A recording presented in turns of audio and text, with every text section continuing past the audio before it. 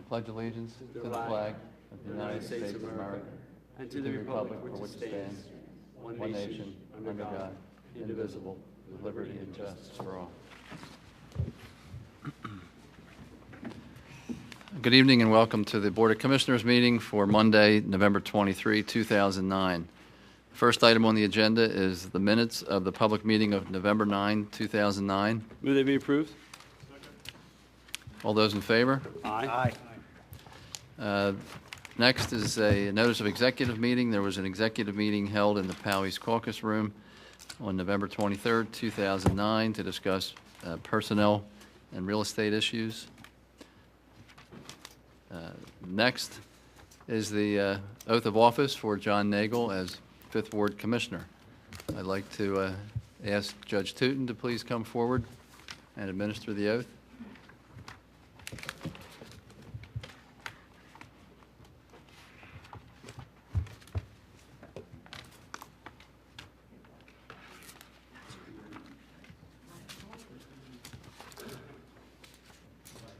Are we going to get the mic so that people at home can hear you? Can you turn that? Yeah. You stand there. Yeah, move it right over to you. That's good.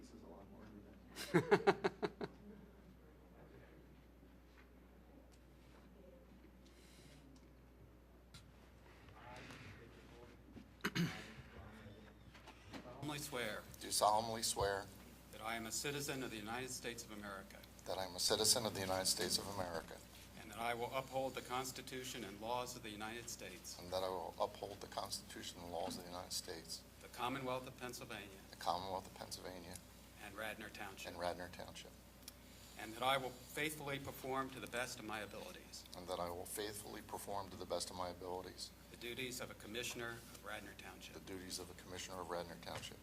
Congratulations. Thank you, Judge.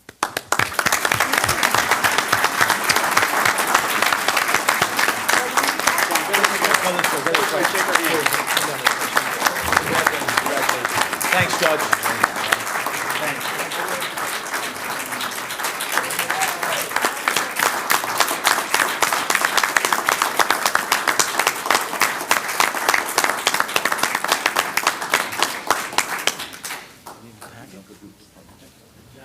You could.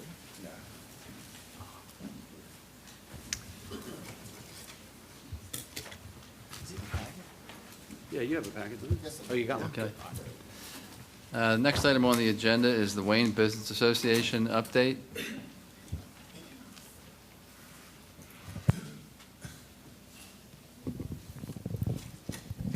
Good evening. I'm David Brennan. I'm here on behalf of the Wayne Business Association tonight. And with me is Anita Sayers on behalf of the Wayne Hotel.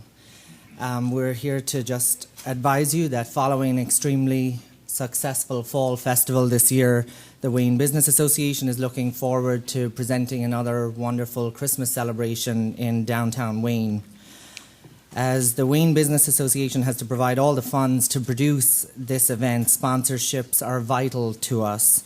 And this year, the WBA has secured an unprecedented level of sponsorship for the old-fashioned Christmas in Wayne. The Wayne Hotel has confirmed that they will cover more than half the costs associated with the celebration as title sponsor this year. Shopping local is obviously crucial to the vitality of Wayne's business district, and the WBA's president, Diane Jorley, said it best recently when she said that this is a good reminder to our member businesses that this is a wonderful way to thank the community for their patronage. So I'll hand over to Anita, who'll talk about the events for the weekend. Thank you. The Wayne Business Association does an amazing job providing the community with its annual Christmas celebration, and they normally cover those costs out of their own budget. By hosting Santa Claus on the porch of the Wayne Hotel, we have been a major part of the celebration for years, and we wanted to find a way to support the Wayne Business Association so that the community can continue to enjoy this wonderful event. Wayne Hotel is delighted to become the title sponsor of the annual Christmas celebration, and having donated $2.5 $2,500 to cover over 50% of those costs. The celebrations include all of the popular components that it has in the past. It starts off on Friday at 5:30 with strollers caroling on North Wayne Avenue, face painting and crafts in the Radnor Firehouse, winter carriage rides, the Valley Forge Military Choir at the Wayne train station, the Christmas tree lighting ceremony, which is at 7:30, and this year the countdown will be led by ABC 6 Action News' Kathy Gandolfo, and shops will be open late, so please shop local. And it continues on Saturday, December 5th, with the Santa Parade with Santa on the fire truck. And that starts at the Wayne Acme with Radnor, featuring Radnor High School Marching Band, and ending at the Wayne Hotel. Santa greets the children on the porch at the Wayne Hotel. Wayne will be offering hot chocolate and fresh baked cookies for the kids as they gather. And this year we will also feature Toys for Tots. So please bring a new unwrapped toy when you visit Santa. Thank you. Thank you. Thanks, Anita. Do you have any questions for us about the celebration? Anybody? No? Okay, great. Give us the date and time again, please. It's Friday, December 4th, 5:30 to 7:30, and Saturday, December 5th, starting at 10 o'clock, and Santa will be on the porch till 11:30. We have additional information available on the website, which is waynechristmas.com. We've placed a number of flyers at the back of the room if anyone here is interested in picking one up on the way out. So we invite everyone to bring their loved ones and kick off the holiday season. And in the meantime, have a happy Thanksgiving. Diane Jory, the president of the Business Association, has one more item to introduce, if you'll indulge us. Sure. Thank you. Thank you. Thank you. Thank you very much. Hello, I'm Diane Jory, president of the Wayne Business Association, and I do want to introduce two of our new members. One is Sean Guiney, who is the founder of Kids and Hope Foundation, and also Dr. Jen Hartman, who is working at the Stratford Chiropractic Center. And they're coming up to announce their next fundraiser. I went to their previous fundraiser, which was wonderful, and they have a very, very worthy cause. Thanks, guys. And this is his poster right here. He's wearing it. Yes. Good evening. How are you? My name is Sean Guiney. I'm the founder of Kids and Hope Foundation, a foundation that helps families that live in tent cities. And basically, a tent city is people that are living in some type of condition where they had an economic problem, lost their hours, or lost their homes, or and had nowhere else to live. And right now, we're helping 40 families that are living in the forest in Lakewood, New Jersey. This is my director of Kids and Hope Foundation, Dr. Jennifer Hartman. Good evening. And we're here tonight just to express that we're going to have a fundraiser on December 19th. It's a Saturday night from 5 p.m. to close at the Boathouse on North Wayne Avenue. And the Boathouse is nice enough to donate a portion of the evening to Kids and Hope Foundation. And thank you for having me this evening. Is there anything you'd like to add, Jennifer? No, appreciate the support of the township thus far with a couple of the fundraisers that we've had, and we look forward to being a little bit more involved with whatever we can do to the community. So thank you very much for your support, and we appreciate this opportunity. Thank you for having us. Sean, are you any relation to Pat Guiney, Yes, I am. your mother? No, that's my sister. Your Patricia? sister? No, I'm thinking of Pat who used to be on the school board. No, I'm not related at all. Okay. Somebody else asked me that this evening, but no. But I do want to thank you again, our supporters. Thank you for having us up, and look forward to talking to you all in the future. Thank you. Thank you. Next, we have the EAC presentation on the Green Radnor web pages. Pardon me? May I speak? On what topic? John Nagel. Sure. When I was a commissioner in the 1960s, we had no Democrats. Then the time went on. Ted Pollard got elected at the same time Bill Spengler was on. Had 2 Democrats.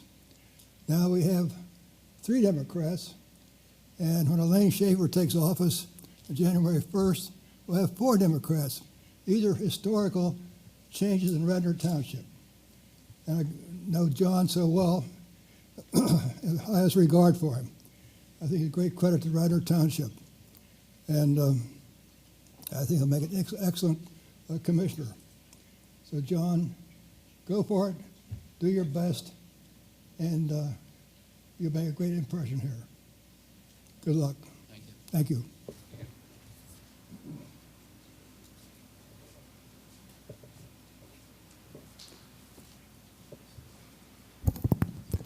Good evening. Hi. My name is Brenda Gotanda, and I am chair of the Radnor Township EAC. I want to thank you for having us here tonight.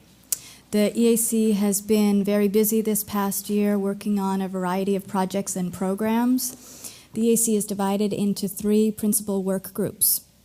One is focused on climate protection and has recently completed the greenhouse gas emissions inventory that the Board of Commissioners has tasked us to undertake, and we'll be presenting that to you all in January. We have another work group that's focused on sustainability topics, and we have been partnering with the Radnor Conservancy and the League of Women Voters on a series of educational programs addressing sustainability and sustainable living in Radnor Township. We have a third work group called Environmental Education and Awareness, and they've just completed a project called Green Radnor, and we're here to present that to you this evening. Green Radnor is actually a new division of the Radnor Township website, and it's designed to provide a single point of entry for environmental and sustainability information through the township web pages, so the ability to access it locally and all in one place. We have, as of today, included a new icon on the home page of Radnor Township's front web page called Green Radnor. And by clicking on that icon, you can enter into this new division called Green Radnor, and you'll see there on the opening page a list of pride points that really showcase Radnor's leadership in environmental protection and sustainability. We're very proud of those things, and the EAC was happy to help collect those things, work with township staff to present them on the web page. From that opening page, Is that something you can show us? we're going to show you. I'm just going to make some introductions first to give an overall conceptual view of it. And from that, we'll have a series of topic pages. And some of those pages are newly created specifically for this project in order to present new information that wasn't previously on the web pages, and some linked to existing information. What we're hoping is that this will be a useful resource for Radnor residents in accessing this type of information, and also will help to promote Radnor's leadership in environmental protection and sustainability. So what I'd like to do is just acknowledge the participation of the team members that were involved in this, and then turn things over to the EAC Vice Chair, Heather Riley, who will unveil this Green Radnor, present it to you. Heather Riley actually was the impetus for this. This was really her brainchild, this idea of Green Radnor, and she was did a terrific job, really, in getting this whole project in motion. So I wanted to thank her for all of her hard work. The remainder of the team also included EAC member Ann Poulin, who was a really tremendous asset in moving this along to fruition. So I want to thank Ann, who is also here with us tonight. And then on behalf of all 3 of us, want to extend our thanks to Melissa Kahn, the Radnor Township webmaster, whose hard work and creativity really took our ideas, got them off the ground and into a cyber-friendly format that fits beautifully within the Radnor Township web pages. So what I'd like to do now is turn it over to Heather Riley, who will walk you through the new Green Radnor. Thank you. Thank you. Thank you, Brenda, and good evening. And I do want to clarify that this really is a web page, and I think the word division sounds like a little more than it is. It's really trying to make it easier for the public to access information that's on the township web pages. For example, if you want to find out about the recycling program, or if you want to find about Parks and Rec, and this it just makes it easier to kind of go on.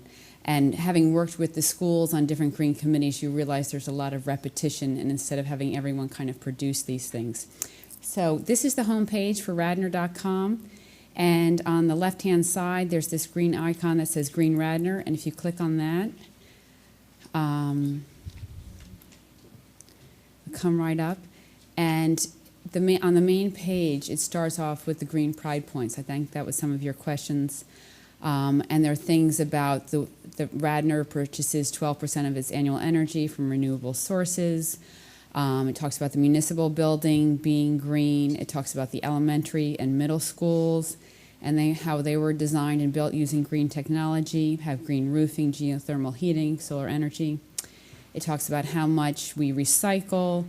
Just goes through the different things, kind of we tried to pull together in one place what Radnor is doing. It brings up the trail and really just trying to give a comprehensive view of what we mean by green or environmental. But like most of the Radnor, of the entire Radnor.com website, the meat is always on in the columns on the side. So what we have are climate change, comprehensive land use, energy, and the EAC, environmental provisions, and municipal codes. So if you click on any of these, for example, let me start with energy. This is where someone could come and get information on the Energy Star program or on clean energy or community energy, which is where we purchase our wind energy. And again, any of this information, really Melissa Kahn at the Township is the one who deserves all the credit for this. She made it look, anything we asked to get up there, it was just so quick and easy for her, or she knew what was already existing on the website. And we were very careful not to include information that promotes any individual private companies, really just public information, often referring to the EPA or other areas. And so you can always go back I'll go to the Environmental Advisory Council, which is us. So of course we're interested. And if you click on that, you can see what we're working on. Scroll down. Sustainability series, waste and recycling, composting. And so these link to presentations under the council, but they also will link to the Public Works Committee. I do know that having worked with the schools, when people are looking for recycling information, they may not know to go to Public Works, but we're hoping this will make it even easier to get to where they need to go in the township. I don't want to spend too much time because I think the idea is that it's just very simple to look for what you're looking for, click on it, and it's kind of a circle. You can always go back to the Green Radnor homepage. One more time. Trash and recycling, one to click on. That should take us to the Public Works, trash and recycling, so then you can click on exactly what you want individually to get. And one thing I have noticed even since starting to put this up is I think the Township's been updating its websites, the Shade Tree Commission, the recycling program. So this takes advantage of that and just hopefully makes it very easy for anyone to get that information. And it is an open process. We're hoping as people see needs to add things, or if someone in Parks and Rec wanted to add more, we have a nature and recreation schedule that it kind of blends and brings everything together under one rubric. So again, it's not a new division, it's not self-sustaining, and Melissa Kahn at the Township would handle any request to add information or to edit information, and we would work hand in hand with her. So hopefully you'll find this a useful tool in getting information and seeing what information is out there. Does anyone have any questions? Okay. And the one thing that I didn't highlight, but that's also on here, is it does link with the Radnor school system, so people looking to move to the township or in the township can click on that and find out more about the schools and green committees in the schools. Thank you very much. Thank you. Okay, next, departmental reports. Move to be accepted? Second. All those in favor? Aye. Aye. Okay, committee reports, community development. The first item, a public hearing date of December 7, 2009 has been proposed for the intermunicipal liquor license transfer regarding Anthony's Coal-Fired Pizza. Move the approval of the public hearing date, December 7th, 2009? Second. All those in favor? Aye. Okay. And then there's an announcement of one vacancy on the Rental Housing Board beginning January 1, 2010. Who should handle the names for that? Who should the names be sent to? Send it to the manager. This should go to Bill Martin. Okay, thanks. All right, Finance and Audit? The first item on the agenda is the schedules of bills payable, identified as 09-11B, dated November 23rd, 2009. The grand total of authorized disbursements is $1,470,952.54.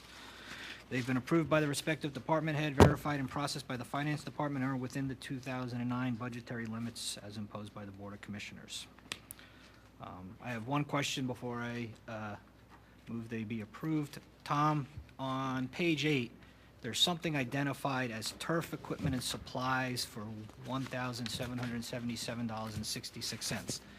Is that just the name of the company, or was that something to do with the turf fields? No, it's park maintenance expense. It doesn't have to do with, it has to do with maintenance. It doesn't have to do with something in line with the operations as far as athletics of the fields. So it has nothing to do with any one of the two artificial turf fields? I do not believe so. No, this is the one which we debated and rebid on how you fertilize the fields and all, right? Page 8, Bill. Page 8, yeah. Bottom of page 8. 4430 Turf Equipment and Supply Company, that's the company that comes in and fertilizes the field, how much fertilizer goes on and all that? I can look into the detail of it, Commissioner Higgins, but I do believe that is for turf supplies for the fall seeding and air. Okay, so it's not for the artificial turf fields? No, it's not. Okay, that's all I needed to know. That is the name of the company. Okay, thank you. So then I move that these be approved. We have, Second? all those in favor? Aye. The second item on the agenda is a request for funding of fire company apparatus by the township for the Radnor Fire Company. And the proposal is that we fund $600,000 out of the capital budget for 2010, and that the fire company would actually pay $200,000 to the acquisition price. Dave, did I see you walking at the back? Do you want to add anything? Can't speak from there. You have to.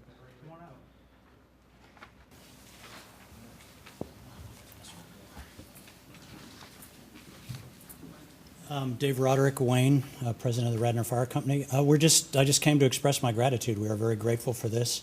It's something badly needed. I was just sitting in the back and my pager went off, and the truck it's replacing is actually at a potentially working fire, at a building fire right now in the southern part of the township. So this is something that's badly needed, and we just appreciate your support on this.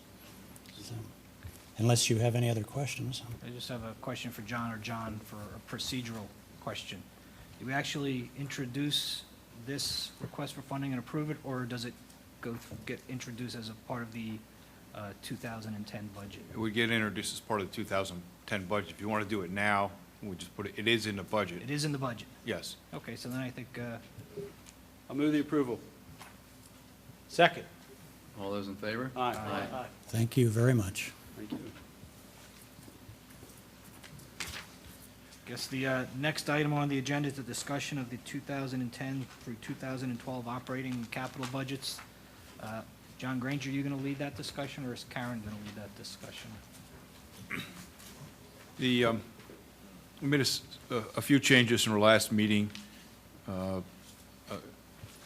think the biggest one was adding in about $700,000 in potential expenses to cover the payouts for the accumulated time off for several employees who may retire next year. They have not indicated that they would, but that would be an indication that the funding would be set aside for that. As far as we're concerned, I believe the budget as presented is our best estimate for what you need for the year. We're certainly open to entertain questions, modifications. It's in your hands now to make decisions. The budget presented proposes an 11% tax increase? 11% tax increase. It did, based on our last conversation, it did eliminate the 7 part-time individuals in the trash department and go to single source collection, single stream collection for recycles. And it puts us below the 12%? You're below the 12% line, and based on the... Can't finish, I'm sorry. So how do we address that through the process? Because I didn't get any kind of documentation where we agree to waive that. I think the fund balance policy says 5 of 7 commissioners have to agree to approve that. I would suspect that you would want to have some direction this evening on that issue, and the final decision would be made as part of the adoption of the budget. So we don't have a 30-day advance notice or any of No. that stuff for that process? No. Okay. And I just have a few questions. I mean, we've been through this, a fair amount. Karen, I want to thank you very much for, the time and effort you've put into it. I have only a handful of questions based upon the fact that you've given me so much information. The sewer fund is budgeted to operate at a deficit in 2010, if I understood the information accurately. So should we be contemplating an increase in fees there or something? I don't think a sewer fund's supposed to operate at a deficit. The budget indicates I believe it's a 5% increase in 2012.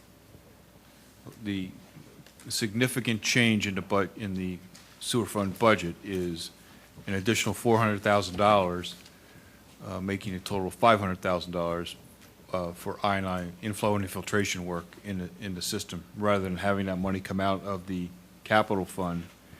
It is an operational fund expense, should be in the operational fund, and it's something you should do every year as opposed to, do you want to do something this year or next? So it should be in there, it should be a normal cost of business, and the user should pay for that because they gain the benefit of it. Yeah, I don't disagree with you, John, but my question is, if we're operating the sewer fund at a deficit, should we plan to adjust something in the revenues such that we don't operate at a deficit? And what I thought I heard you say was there's an increase planned in 2012. 12, that's correct. But is there anything we should be doing in 2010? In 2010, I believe not. I would think you might want to reconsider the issue for the 2011 budget, but I believe that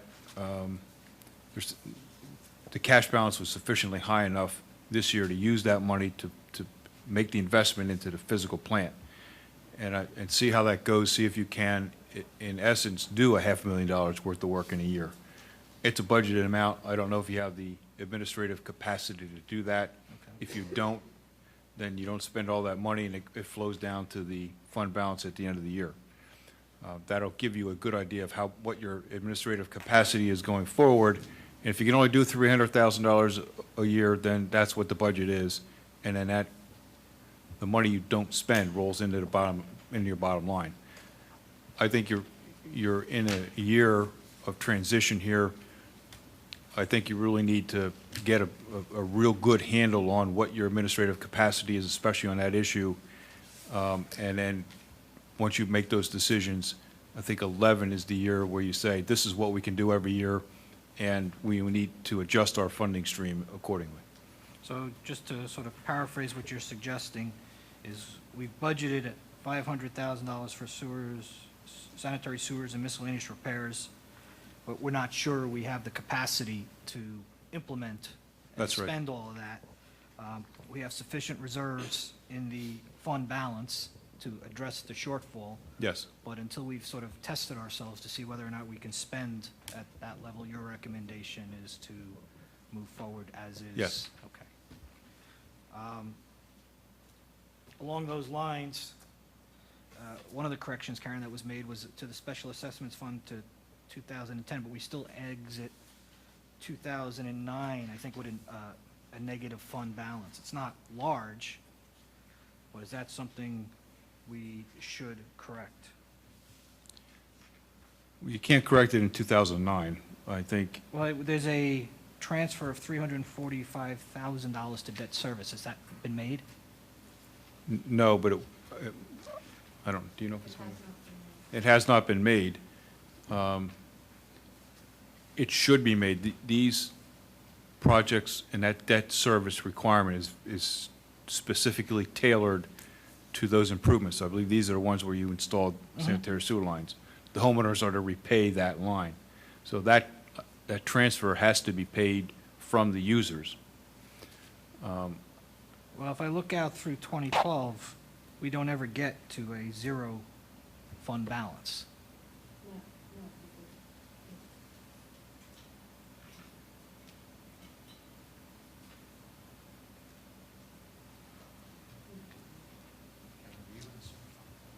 Special assessment, page 32.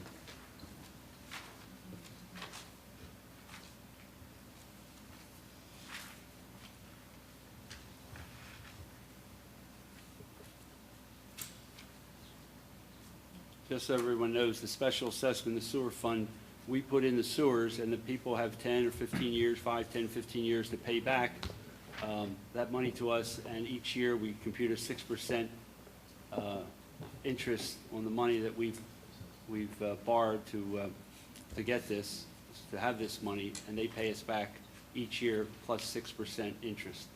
So this is completely funded eventually by the residents. We front the money for the sewer project. You'll notice there's $150,000 or so expended this year. Yes. I do not believe that has yet, a levy's been yet established for that. So until that project is completed and accepted and a levy is made to recover that money, you'll notice that there'll be additional income coming in next year and the year after. I would suggest we can take a look at it and today make a recommendation that we transfer the required dollar amount from the capital fund into this fund, and that by the time the next meeting comes around, we'll have an estimate of what the revenue stream would be for the next 2 years, and you could make a final adjustment, because it'd be a negative adjustment downward at the final budget meeting, so that the fund balance here should be a zero fund balance at the end of each year, and there should be a zero carryover until you reach the point where you've decided that 1 year you're going to do a certain project and how you're going to fund that project. So here I would suggest you direct the administration to add in another $35,000, whatever the dollar amount is, into this fund for this year. Okay. Can I just I noticed the ending fund balance numbers aren't changing in those columns either. I don't know if, Kevin, you just commented on that, but if you look at the bottom of page 32, the expenses continue. Because revenues and expenses are equal. Oh, I'm sorry, yeah, I see. But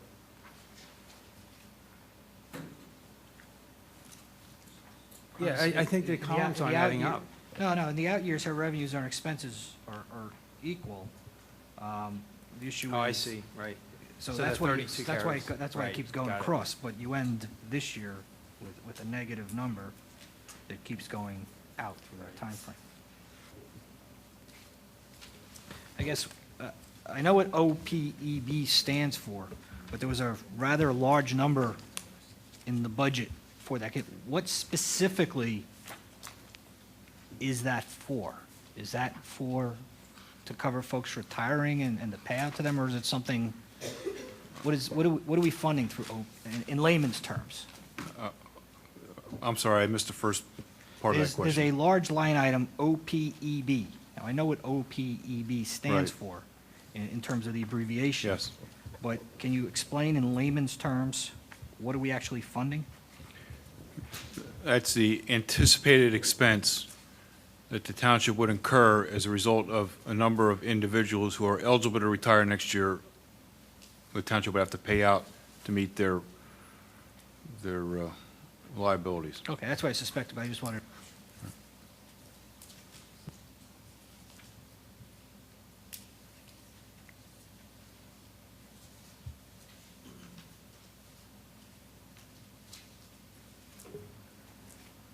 I don't have any other questions.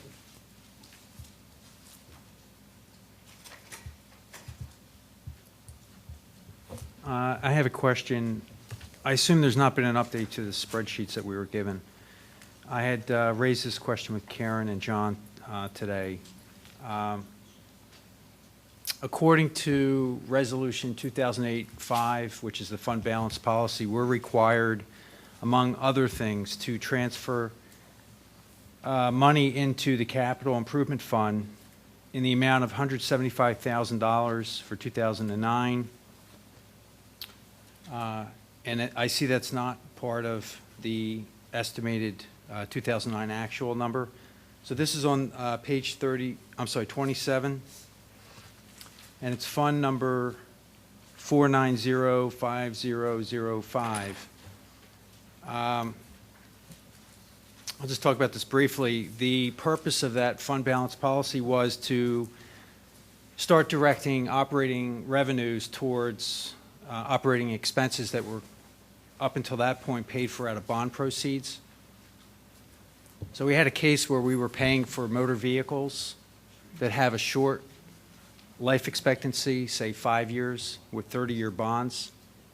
And the purpose of the ordinance back in '08 was to try to steer operating revenues towards those types of short life assets to avoid paying for those short life assets with long-term liability. It's in my opinion that we need to continue making those payments and those graduated increases in those payments of $25,000 a year as stated in the ordinance. So for that capital, transfer to capital improvement item, it should be $175,000 for this year, and then next year it should be $200,000.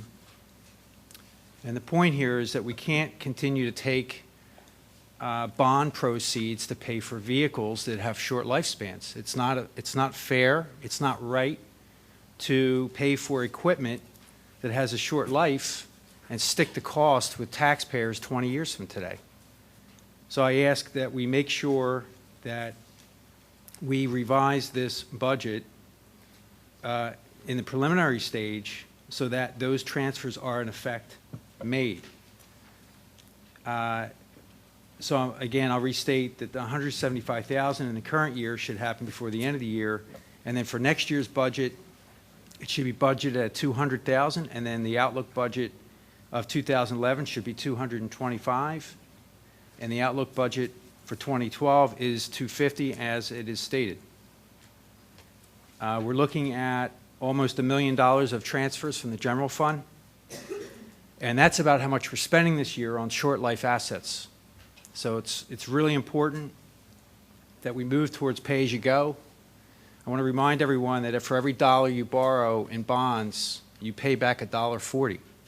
So if you're buying a police vehicle for $30,000, you can expect to pay back about $50,000 for that vehicle. And you're also sticking that with taxpayers in the future. So it's going to be important that we don't do that. So I would recommend that if we introduce this preliminary budget, that we introduce it with those changes to the 4905005 fund to adequately fund the capital expenses in that category. John, you want to address that so we understand why it's not being done? Which John? John Granger, I guess. In reading the ordinance, it appears that's the way to do it. I didn't put it in that way. There is a significant cash balance in the debt service fund. I don't know how much is from prior year's transfers. I suspect not a whole lot. The total transfer you're making, which is about $400,000, will not cover all the expenses that you will be budgeting for next year, the short-term expenses. So as the opinion rendered by the solicitor, you either follow the ordinance or you amend the ordinance. You can't waive it. So if you want to do this, I would suggest you have a motion direct the administration to make the changes in accordance with the ordinance. And second, if the majority passes, we'll make the changes. If not, you need to direct the solicitor to prepare an ordinance to modify the ordinance. John, is that a budget neutral, just moving fund to fund, or is it actually alter what we have here? It'll alter the document. You'll reduce the general fund balance at 12/31/9, 12/31/10 going forward Right. by the respective amounts. But in the aggregate? In the aggregate, you're not changing a thing. Now, these introductions, you want those after we vote to introduce the budget, and then you can make motions, or you can do them Yep. anytime? That is before you go home tonight, I would like a series of motions, what changes you want to make. Okay. There's already two on the table. So we introduce the ordinance, and then the motions to add 35,000 to the sewer fund and to correct this if we want to will be made at that time. Yes. You can do them all at once or one at a time. Okay.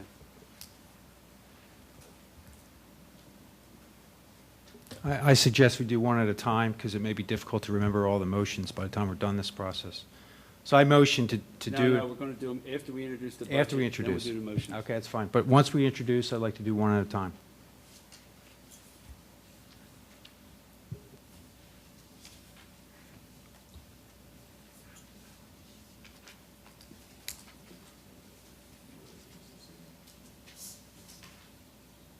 Anything else?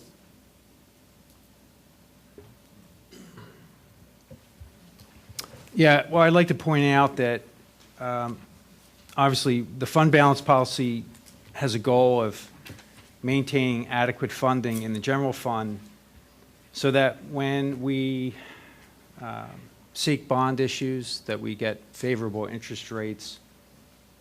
The fund balance policy was passed to basically shore up our financial status. And we can argue that the fund balance was created for a situation that we're facing today.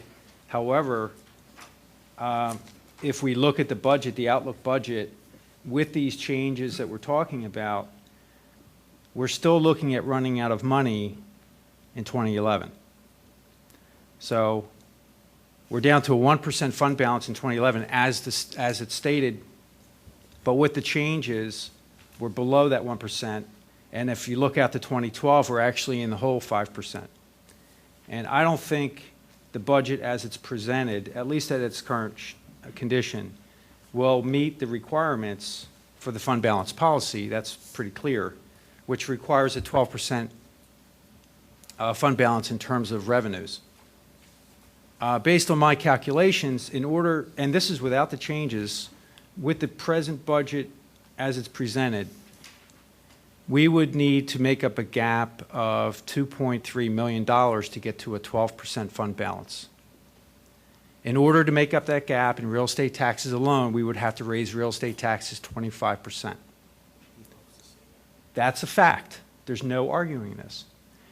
Now, I recognize that these are extraordinary times, and trying to hold on to a 12% fund balance is unrealistic at this point. However, enacting a budget this year that drives the township into insolvency in 2012 as per this outlook budget is not acceptable to me. So I can't support the budget as it is because of that. We also don't understand fully, based on the current budget, what the tax increase in 2011 will have to look like. Because if we're looking at 11% tax increase this year, and that only gets us to a 6.4% fund balance, then what do we need to do in 2011 to get that 1% fund balance, what I believe to be 0%, up to some reasonable number? It's important to note that revenues in the township generally come in after the first quarter. So we run the risk at the end of 2011 of running out of money. If we don't have enough money in the bank in the first quarter of 2011, we can't make payroll. Now, I'll finish. What townships typically do to counter that issue is we take a TRAN, a tax revenue anticipation note. That sounds like a good plan. I think we're not going to have a choice in 2011. I don't have an issue with that. We've had them in the past. We worked hard to get rid of the need for that, but under the circumstances, I don't see how we can get around it.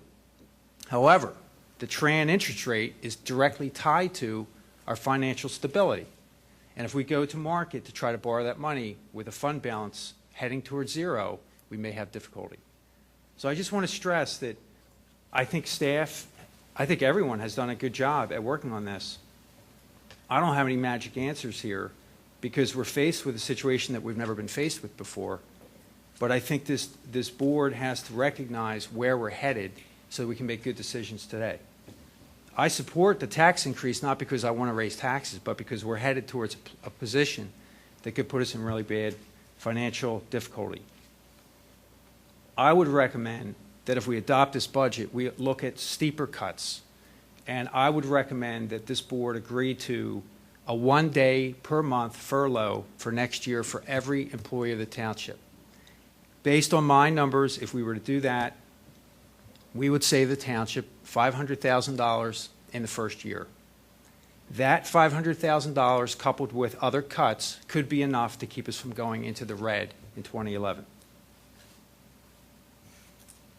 I know it would be a hardship for employees, but I think it wouldn't be fair to the taxpayers to try to raise their taxes 11% this year and 15% next year. It's also not realistic to bet on or hope for a full economic recovery. So I would move that if we go forward with this budget, that we agree as a board to try to cut spending further. I can't see raising taxes without cutting more spending. We've already cut a lot of spending. We've cut millions of dollars off the budget. But we have to remember that we are spending, we were only supposed to take $1 million of the fund balance to balance the budget in 2009. We ended up spending $3 million. So we were far off from the mark.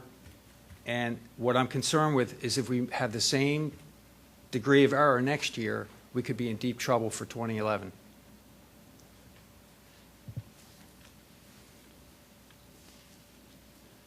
I'd like to move the introduction of the budget,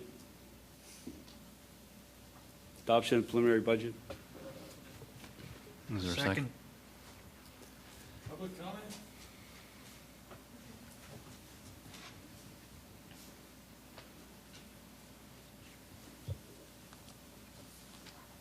I'm Jim Schneller. I live in Wayne.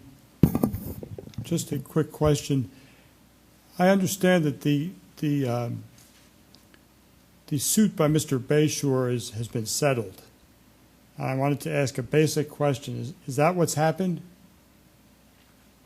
No. No, Thank you. and Mr. Schneller, this is comment on the budget. There's a motion on the floor about the budget. So if you have a comment about the budget, now's the time to make a comment about the budget. If you have any other comment, there's a time at the end of the meeting that you can. Right.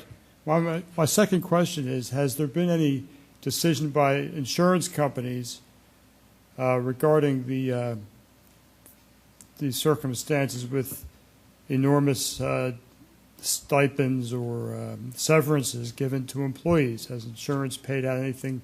We understood it might be a considerable amount that might offset some of these needs for taxes. Have the insurance companies come forth with No, any? that has not happened. And again, I'll reiterate, this is public comment about the budget. It's not a time to ask questions. It's not a time to comment on litigation. Thank you. Thank you.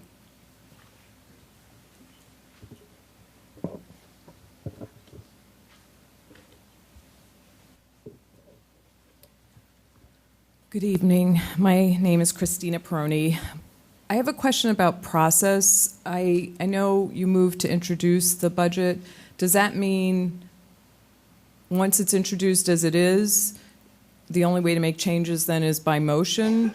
Or is that the only way to make changes? Just so I understand the process. Or should we be directing staff to say, I agree wholeheartedly, let's say, with what Mr. Fisher said, that we should change our fund balance and follow our fund balance policy so that we're actually accruing money and not paying, for dollars into the future. Can we make those changes so we don't introduce a budget that has just for process? Can someone explain the process to me? Introducing the budget is a formality.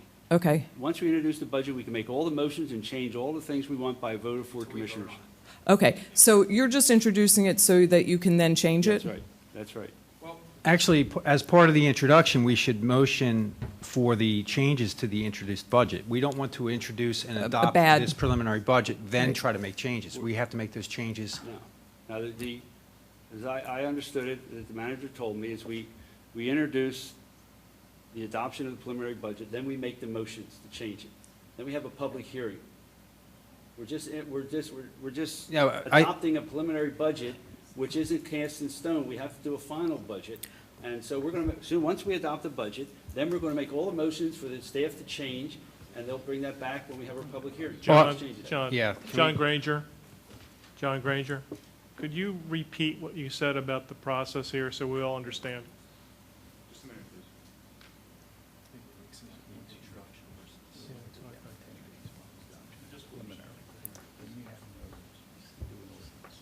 Okay, I believe the process is to introduce it, make any changes, and then adopt the preliminary budget. So it's 3 steps. Okay? But you have to introduce it. The document is on the table. That's on the table. That's the formal step. Here it is. You can make changes, and then you adopt the preliminary budget. Okay? So we're putting it on the floor now. So what Mr. Spengler did was just introduce it. No, we moved and seconded the introduction, but we haven't adopted the preliminary budget. Now, Before so we what vote, did you just ask to do? To accept it the way it was? No, now we're going to make motions, and we're going to do all those motions, then we're going to adopt it. Then we'll vote on it with those motions, with those amendments. Okay. So then this is public comment about the motions and changing. Is that right? Sure. Yeah, okay. Okay, so as somebody, and I know anybody else who's been watching this township for years, while this economic downturn and the severity of it is a surprise, our fiscal problems are not a surprise. And for the 3 members of the board, Mr. Mahoney, Mr. Masterson, and Mr. Herbata, who have been, and Mr. Spengler, sorry, who have been around for all these years, you know that we've had problems for all these years. You know that we have not been saving our money as we should be saving our money. And finally, the day has come when it's all coming and biting us. And so I would ask that you have the courage this year, today, tonight, to implement the changes so we are putting money into savings, so that we are not, again, falsifying documents by playing with the numbers so it doesn't look so bad. It is bad. And we need to be honest and recognize how bad it is and make the changes so that I agree 100%. Mr. Fisher clearly spent an enormous amount of time understanding this budget, and we have to follow these fund balance policies. That's why we're running out of money. We have not been doing that. Year after year, we can blame all different people for it, but I apologize for having to say that some of this blame has to sit with the 4 people who were on that board, in that there were pink elephants running around the room. There were massages. There were whitewater rafting trips. Mr. Bayshore got $175,000 that nobody approved. Mr. Bayshore got $500,000 in unauthorized bonuses and payments to other people, $3 million in unauthorized time off, and $5 to $6 million in this building being spent incorrectly that we still have not audited.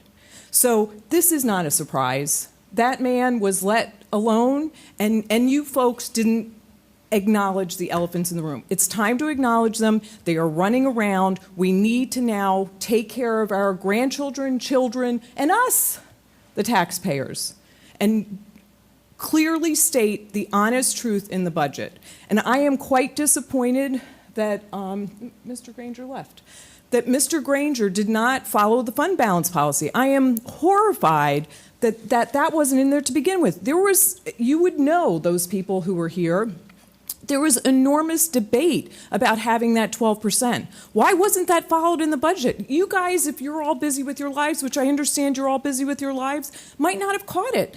And then again, we would be cut short. I don't know where Mr. Granger went, but I think somebody should be... There are provisions in the fund balance policy for waiving it. But he made the decision to waive it. It wasn't a public conversation. You guys can make that decision to waive it. Of course, that's your authority. If we vote on the budget, we have to do that. Well, have the conversation. Should we make it 11%? Why would it be presented without that 12%? I think that is back to old school, mess with the numbers.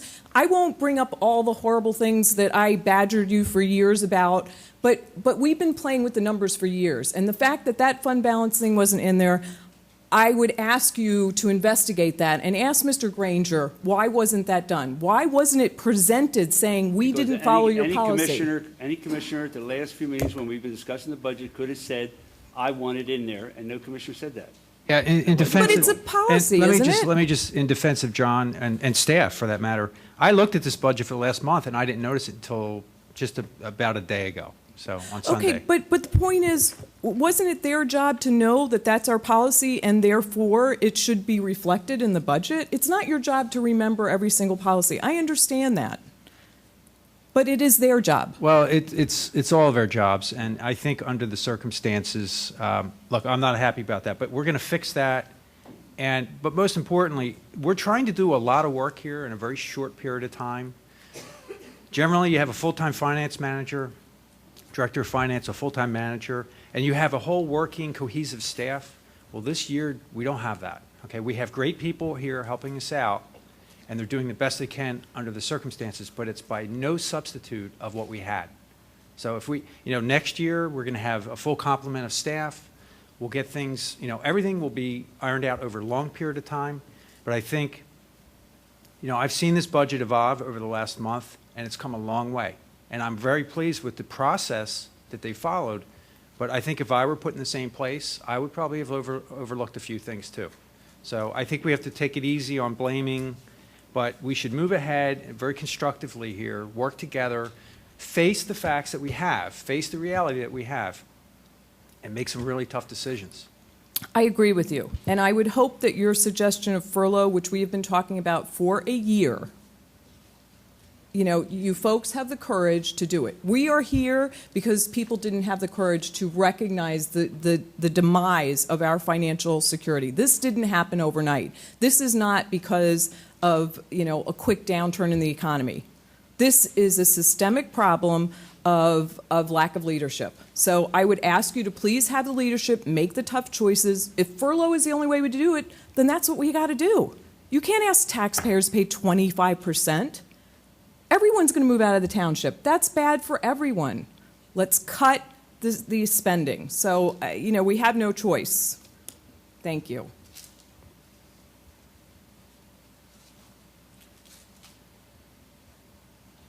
Anyone else? Kevin, you want to introduce your $35,000? Yeah, I was writing my notes down, but hang on, I turned my page, so I know there's two. So we're adjusting the special assessment fund, I think it was by $35,000 or approximately that. I'm sorry. We're adjusting the special assessment fund by approximately $35,000. And we're making a change to the general fund and the capital improvement fund to... Well, you're going to do one and John's going to do the other. Yeah. Okay. That's fine. So, I make a motion to adjust the special assessment fund by $35,000 such that the, approximately $35,000 so the balance is zero. Second. Mr. Chairman, it Yes. should be to transfer the dollar amount from the capital fund to the special assessment fund in the amount of $35,000. Okay. You need a place to take it from and put it into. And that's the motion I'll make, and thank you for the correction. John, you seconded it? Yeah, second. All right. It was the sewer fund. I just found my notes. Any discussion or questions? All those in favor of that motion? Aye.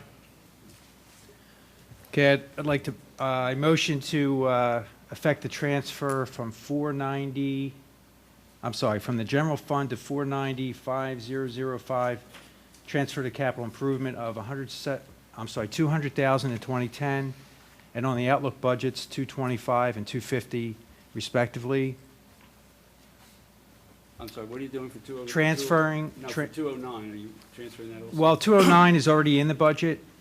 Okay, and also to effect that transfer before the end of year, 2009. John, can you explain, again, this isn't going to have an effect, so it's no problem passing it. Do we have a problem doing this?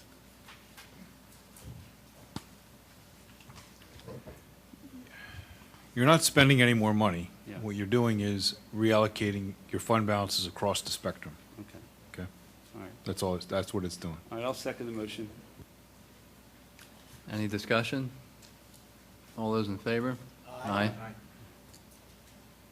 All right, I'd like to make a motion to reduce the sanitation budget by $370,000, go to front yard collection of trash. I'll second that. We voted on this before, 2 meetings ago, was it? Yeah. And it passed to It did not continue pass. with rear yard pickup with the proviso that we encourage residents to bring their trash to the front yard. Mr. Hagan chimed in on this, as did Mr., I forget Mike's last name. Mike Simmons. Mike Simmons, I'm sorry. And we were assured that they could do with their existing staff, reducing the part-timers, getting rid of the part-timers, that they could do the rear yard pickup. And that would address the problem of people who don't have the physical or financial wherewithal to stay with rear yard pickup, or physical wherewithal to bring their trash to the front and don't have the financial wherewithal to pay for rear yard pickup. So how do we address that? That'll pass 4-3. This is a new motion. See if there's 4 votes to go to rear yard collection, front yard collection for everybody. Yeah, but I think it's a little disingenuous to sort of have a stealth motion on that tonight. I mean, it's A stealth motion? yeah. I mean, I think, Bill, you ought to at least, if you're going to make a decision like that after we voted already to retain the service with fewer people, that You you ought to at voted. least. I didn't vote for that. I understand that. Okay. But the Board of Commissioners voted 4-3. And what did I say when you voted? You disagreed. No, I said I was not going to vote for any budget that did not That's- contain the $370,000 Okay, well, reduction I- and was more than a 9% tax. I want to increase. comment, I want to Wait, also John, comment. Excuse me, John, I'm talking. So the fact of the matter is, it's now my time to motion, see if I have 4 votes to do this and can change it again. If I do, I do. If I don't, I don't. And I have my opportunity to comment on that. That's right. I think it ought to be a Don't give me specific. stealth. Well, it is, because, Not you know, stealth. it is a stealth. Your 35,000 was stealth. No, Everything's stealth. I No, don't it's know not. It's everything you a guys are gonna talk correction. about. This is a change in service. If you go through this budget, Bill, there are lots and lots of items where the tax base subsidizes many of the activities. You look at now, I know the library representatives are out there. I'm not going to pick on you guys. But one of the largest items is a donation to the library of approximately $850,000. Well spent. Well, that's your opinion. That's right, and I'm entitled to my I opinion. understand that. Right. But I don't use the library. Well, It's- that's your problem. No, it's not. But It's your that's fault. It's not. But one of the things you have to start looking at is having people pay more and more for their services. The park and recs, the field maintenance. The leagues don't pay anything Don't for preach that. to me, preach to the public, because Well- I have my opinions already. Well, we know that, and they're generally unmovable. Well, don't preach to me then. But again, I think we ought to take a comprehensive look and start putting all things on a basis of the users need to pay more to carry the cost of it. And we haven't done that.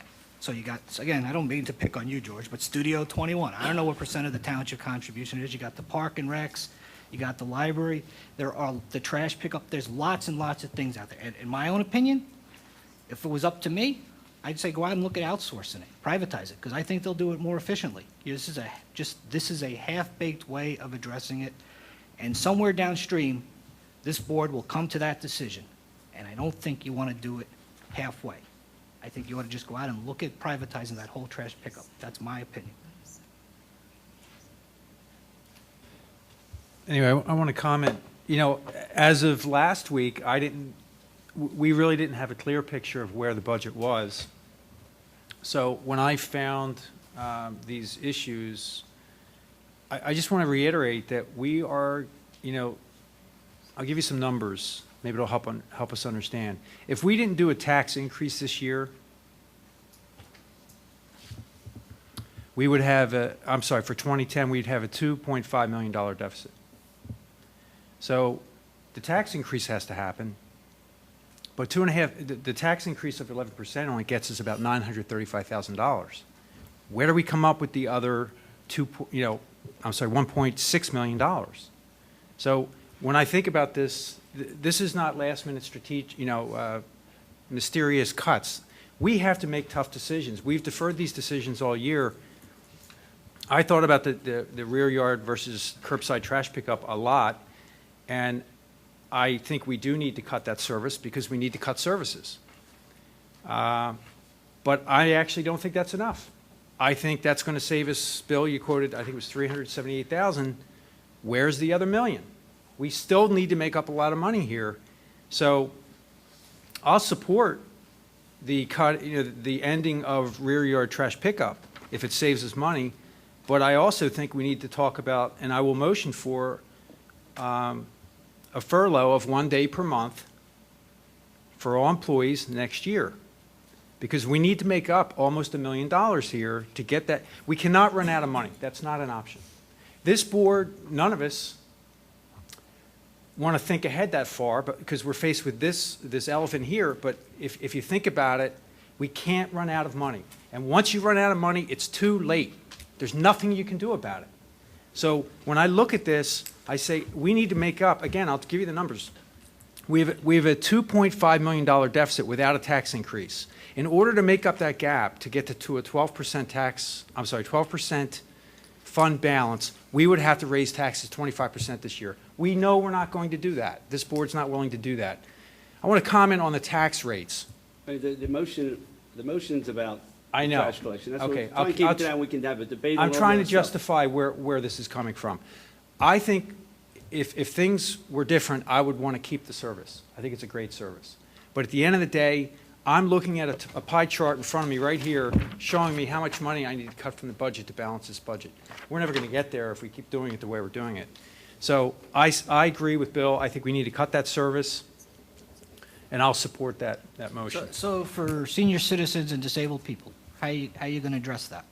You know, Just going to wing it and figure it out? No, I don't think we're going to wing it. I think we're going to ask residents to help out their neighbors. I think we're going to do the same thing that Havertown does, Broomall.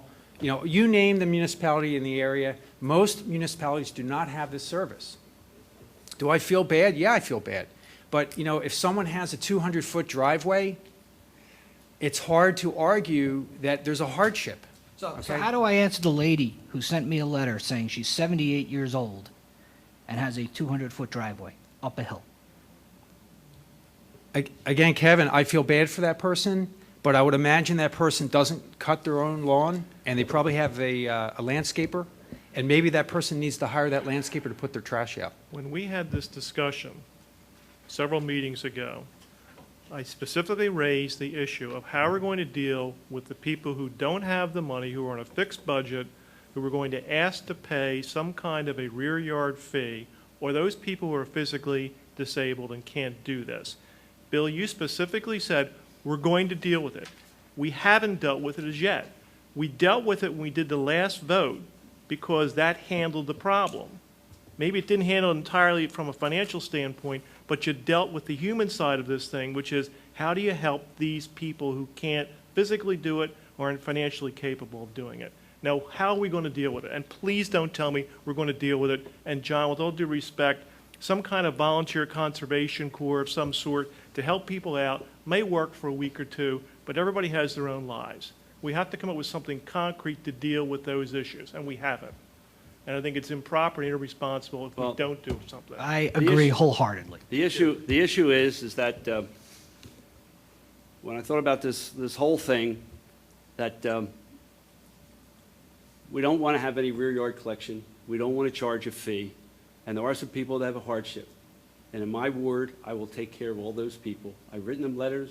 Saturday, I was out visiting people with long driveways, telling them we don't have this service. We have to work this out. Maybe, I wrote a letter to some people today to have a long driveway. And I said I will meet with them after this passes. And maybe, the township can make, trash things with wheels on it. But the fact of the matter is that all the other townships, there's no special exception. This all works out, and the community has to work this out. We're all in this together. We're trying to save $370,000. I stopped in Saturday. A guy just built a new house, and his driveway's a quarter of a mile.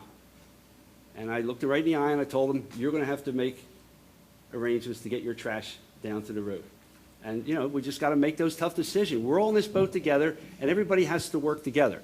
But I can tell you that there's only going to be, in my ward, 3 or 4 or 5 real hardship cases, and I will deal with them and make sure that they're taken care of. Yeah, I think you're being incredibly naive. I've sat here, Bill, where you've made motions to approve minutes that are non-existent. I've sat here where you've made a statement that you'll give Dave Basher a recommendation. You don't think things through completely. And the idea that we're just going to wing it and rely on people to service the trash for their neighbors and stuff is incredibly naive. Well, I'm glad you like my record so poorly, but if you look at the last, since 1992, you know, I'm not perfect. I make mistakes. But the driving force for the trail and open space and planting trees and getting sidewalks and all, I've led all those battles. Have I been perfect? No, I haven't been perfect. But this is one, I tell you, I spent the time and talked to just about every resident in my ward in 07 when I ran. And the people in the 3rd Ward want me to save this $370,000. They want to pitch in and put their trash out front. And for those people that have a problem, I'll work with them.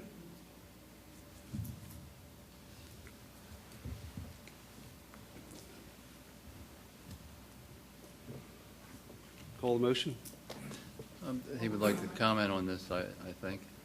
Paul Perot, West Beach Tree Lane, Wayne. With regard to the budget, I think there are basic utilities: sewer, stormwater, trash collection, snow removal. When we have other departments that are being given substantial amount of money that really are what I call amenities, and the only one I can think of at the moment is Park and Recreation.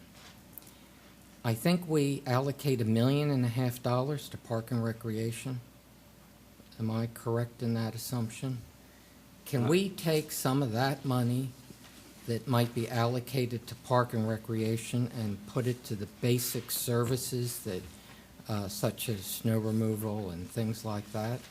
I mean, I realize they earn money, but if we're giving them $1.5 million, they're not bringing in anywhere near that amount of money. So as a resident, I've lived here 51 years. I've only been to one park when I was 3 years in an elementary school, North Wayne Field or whatever it is, and I've only been to the Willows twice in my life in 51 years. So all my taxes go for Park and Recreation, and I don't use them. So I'd rather see money allocated to those type of departments being temporarily removed from those departments and put into basic services. Am I correct? And can that be done? Is that something you can authorize? Transfer of funds?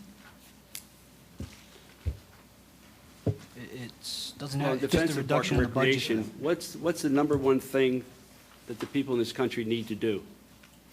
Is to get some exercise. Have our children be involved in many activities. They can address that on their own. Pardon me? They can address that on their own. Well, the community, and I'm part of the community, we've decided that we're going to address it as a community, and they're not going to address it on their own, and I support that. But there are a lot of senior citizens, there are elderly people, there are families with children in private schools, there are individuals whose children are out of school that aren't using the parks. So you're asking everyone in the township to pay for Park and Recreation, but all those people use their sewer, their water, their trash. So you're allocating funds to a not a minority, to a segment of the township that not everyone in the township uses. Well, I totally disagree with you. I went all through St. Catherine's grade school and high school. My kids went to St. Catherine's and Carroll. My family's never seen the inside of a public school. And I pay $5,000 in school taxes, and I'm happy to do it because I love the Radnor school system. It's a benefit to everyone in this community. It raised my top values, and it educates children. And so I'm willing to support that. And I would think that the majority of people that I represent are happy to support the recreation program even if they don't use it, are happy to support the senior center even if they don't use Well, it. that's different. Senior center is different. Now But they're all together. my point is not eliminate them, but take some of their funding this year and apply it to other areas that we need funded. So I'm not saying eliminate it, but if we're giving in $1.5 million, somewhere in that vicinity, why don't we take $400,000 from that? Well, you have to decide what programs you're going to cut and who's going to do without. Well, look, we don't charge the soccer teams, the baseball teams, the lacrosse teams, probably all these, for any field maintenance costs historical. None. Do any It's of the all public subsidized schools by the use tax these base. fields? And Kevin, over the years, and I've been on this board, I started in 1970, I've been back since 92, and the Board of Commissioners have decided to do that as a community benefit for the community to pull together as a community. That's why we spent $250 on the turf field. A lot of people don't like that. That's a waste of money. But the majority of this board felt that was a good community activity, working with the soccer clubs to do that. So we can sit up here and we can argue all the things. We have a difference of philosophy. And I will continue to support my philosophy, and you'll see that every week here on the votes. And I disagree with you. I'm sorry. Well, I object to having my taxes raised to pay for basic services when there is that much money being given to services that aren't required. You know, there are people that are moving out of this township right now because of our taxes. And the number one comment you hear from people is, when you talk about Radnor Township, is how high our taxes are. Well, you're not talking about Radnor Township tax. You're talking about the total tax bill. Right. School district and county. Right.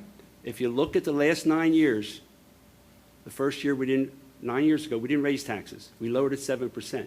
We didn't raise taxes. We raised it 3 years in a row. We haven't raised it the last 3 years. There are other people raising taxes, but I support those raises for the school district because it's the education of our children. It's important. Well, there's education and then there's amenity. What the school has spent on the amenities for those schools is phenomenal, and that's not part of education. Well, we'll just have to agree to disagree. Sorry. Can I comment on this? Because this Yeah. is something I looked at. If you look at the total tax pie in Radnor, you're paying 3.3 mils to the township, 4.8 to the county, and as of this year, 21 mils to the school district. And a 10% tax increase on the township is equivalent to only a 1.5% tax increase for the school district, dollar for dollar. So when we say we're raising taxes 10%, that's like the school district saying 1.5%. When's the last time the school district said we're only raising taxes 1.5%? But it's just the principle. But we don't need to attack the school district. It's true, the total tax pie is big, but in terms of what we're looking at here, I think this board, and I'll say this for myself, I made a mistake last year. I voted for a budget that didn't have a tax increase. Okay, that was a mistake. I knew better. But the meeting went long. You try to get in what you want to get in, but at the end of the day, we didn't even keep up with inflation. How can you not keep up with inflation, right? We give a 7% rebate on taxes. That's fine if at the end of the day you've raised taxes year over year to overcome inflation. We don't do that, okay? So we have these big gaps, and then all of a sudden we have to raise taxes a lot. I'd like to see us get more to a more stable place where we're raising taxes to offset inflation and not increase spending, but increase efficiency. So, at the end of the day, by the way, I've done the calculations based on the changes that we've made so far. We're now at a $256,000 fund balance by the end of next year. We will run out of money in January.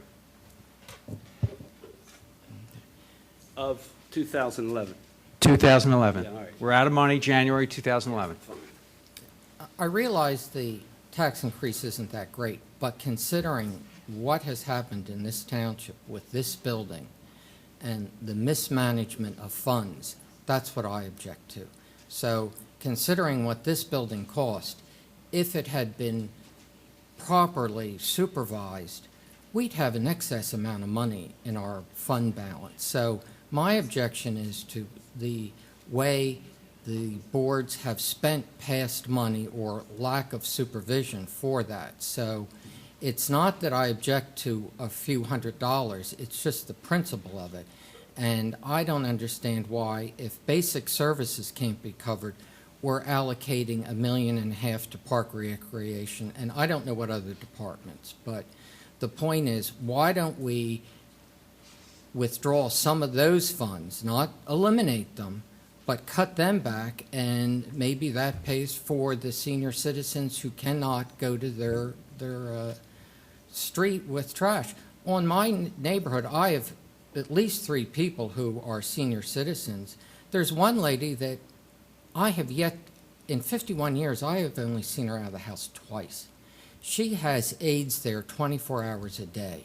So she has rear yard pickup. Now, do we ask her aides to take her trash to the street? Possibly. But, you know, I don't feel that it's right that people who have paid their taxes for decades now are being penalized because of mismanagement in the township funds. I mean, what happened with all these, the history of the township, I think is... Paul, I had an 82-year-old woman who lives in my ward call me and said it's a disgrace that we don't save this $370,000 and go to front yard collection trash for everyone, because she takes her trash out front, and she's 82 years old. But so there are a lot of senior citizens that can. That can. Paul, I want to respond to your comment about cutting. There's about 1.3 million in the 451 group for Parks and Rec maintenance. So what we're talking about is the maintenance of fields. If we were to cut that budget, we wouldn't be able to cut the grass on those fields. This board should look at how often we mow the fields. Why don't you ask the sports teams to cut it?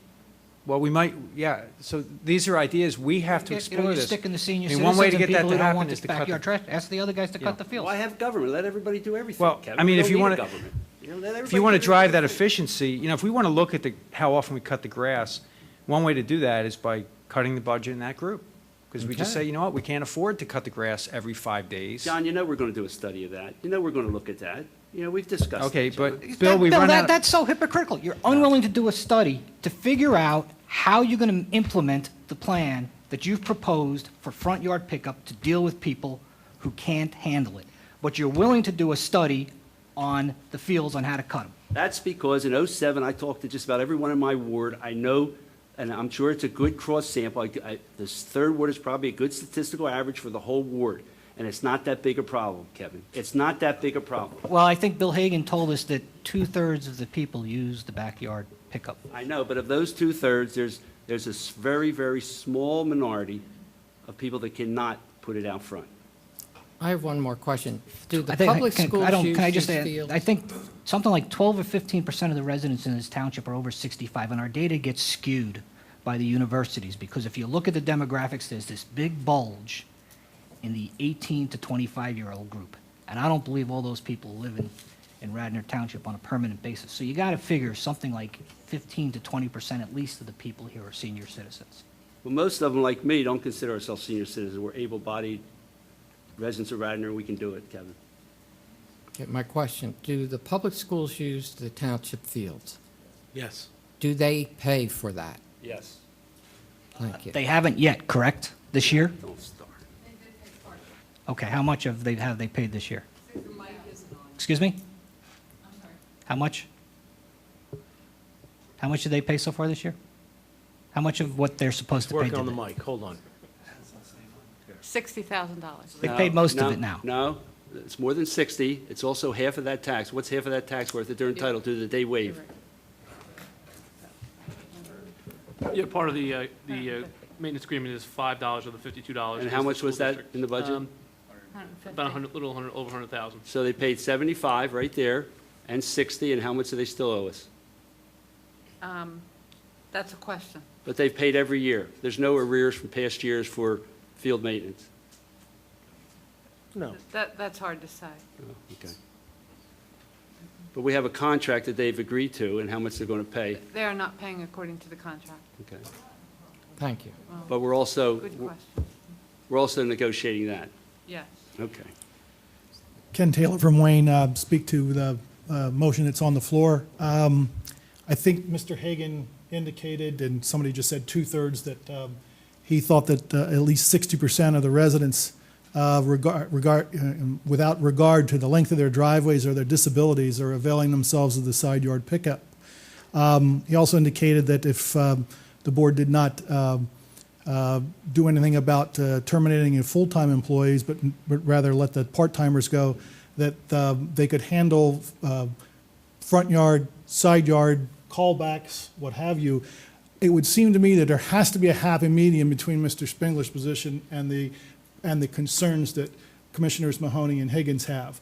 I can't believe that on a perhaps mail-in response basis, much like we had in the postcards with hopefully a better result as to the rear yard versus side yard pickup, that the refuse department can't perhaps get an affidavit from a homeowner indicating that either they are disabled and there's no one else in the household, and or they cannot, they're on a fixed income and cannot afford to hire someone. I would guarantee that that figure would drop considerably below the 60% that's now being utilized for side yard pickup. There also seems to be unequal treatment in this side yard pickup. I live on Willow Avenue, and if you don't stick your cans out, they don't come 15 feet, because that's all the farther your side yard is from the street. Those refuse employees don't come 15 feet into your yard to look around to see if there's the can that's full to remove. I would suggest that, again, utilizing, since we haven't killed off any of the full-time employees, utilizing the department to poll the individuals and have them, even if it's something as simple as an unsworn affidavit with the warning that unsworn falsification to authorities is a crime, to state that they don't have the financial capability or the physical capability, and those people alone Mr. Hagan create a list. I guarantee you his crew, seeing the same households and the same people and the same trash cans week in and week out, are going to know which of the houses on that route have been pre-approved for side yard pickup. And I think the result will be a lot closer to what Mr. Spengler is trying to get in the way of savings, if you would implement a program such as that. But Ken, just your point is there is no plan. I'm conceding that the concerns that you and Hank have been somewhat thrown to the wind in the position that Mr. Spengler has. But I think Mr. Spengler's point in trying to effect the savings here, that importance far outweighs the would-be mechanics You can that get you don't twice- think can be overcome about polling the individuals and having some kind of indication about who really needs it, who really deserves it, versus the statement that Mr. Hagan gave that a full 60% of the individuals, because Junior can't drag those cans out before 7 a.m. on Monday morning, or because the landscapers who are doing all kinds of other work on this $3 million property can't seem to get those cans out for the homeowner. You can save a lot more money if you day. privatize it. Pardon? You can save a lot more money if you privatize it.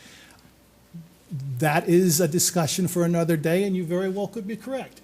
Well, we're talking about a measure that would implement the gist of what Mr. Spengler's trying to do. He could be incorrect, too. He could be incorrect. He's just And I'm throwing off the top suggesting of his that it head. can be done, I think it could be done with the current staff we have. This very well could result in Mr. Hagan being able to come back to this board and saying, now that we've asked for somebody to do something as embarrassing as sign an affidavit that they're physically unable and there's no one physically able to carry the trash cans out in the household, or that they're so destitute that they can't hire somebody to do it, to respond in affidavit form, I guarantee you the number of people that you're going to result in who are going to be authorized for side yard pickup is going to drop considerably below 60% that are availing themselves of it now. And then maybe Mr. Hagan can come to this board saying, you know what, some of those full-timers that you held on when you let the part-timers off, you know what, due to the drop-off on side yard pickup, maybe I can give up a couple of those too. Mr. Spengler, Mr. Masterson, and Mr. Fisher, I appreciate you taking this stand. This discussion's been going on for 4 years. I hope there's going to be a fourth person that for more than 4 years it's been going on. And the fact that people don't want to touch their trash, I'm not talking about the disabled and I'm not talking about the elderly who can't. I am talking about that people in affluent areas don't want to touch their trash. And I'm looking at both of you because What do we do? Let's address the your problem. mic's not on. Let's address the problem. What do we do about those people who are physically incapable of bringing their trash cans up? And I'm talking about a little lady in Overhill Sure, Road who's sure. got a driveway that's only 25 feet long. Yep. That same couple is on a fixed income. Yep. How do we identify them right now? Right now? To make sure that those people's trash get picked up? Right. Tell me how we do it. Okay.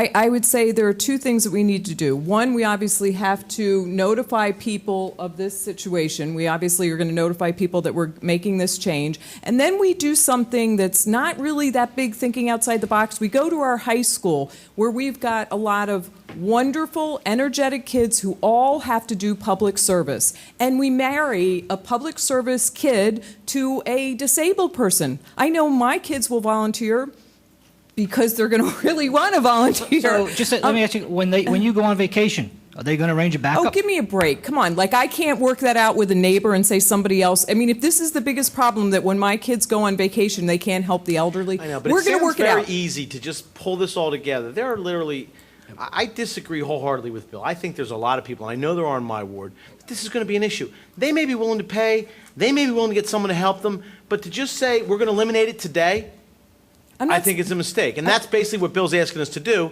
is we're just going to eliminate it today. We're not. Okay? But Christine, No, that's what he's saying. Christine, everyone has some, if you generate trash, you have to buy it. How do they purchase their trash? Bill, I know, but how do they purchase all this stuff? Do The they question's been have asked, someone? if we eliminate it today, should we just tell him to call Bill Spengler and you'll say you'll work it out? I mean, that's not good enough for me, Bill. All right, well, that's. Work it out, what does that mean? You're going to call Bill Hagan and say, driveway X, you're going to drive and get it for, Well, I don't know, what does that mean? I have more confidence in the residents of Radnor That's right. Township. I agree with The fact you. of the matter is they know that we have tough financial situation.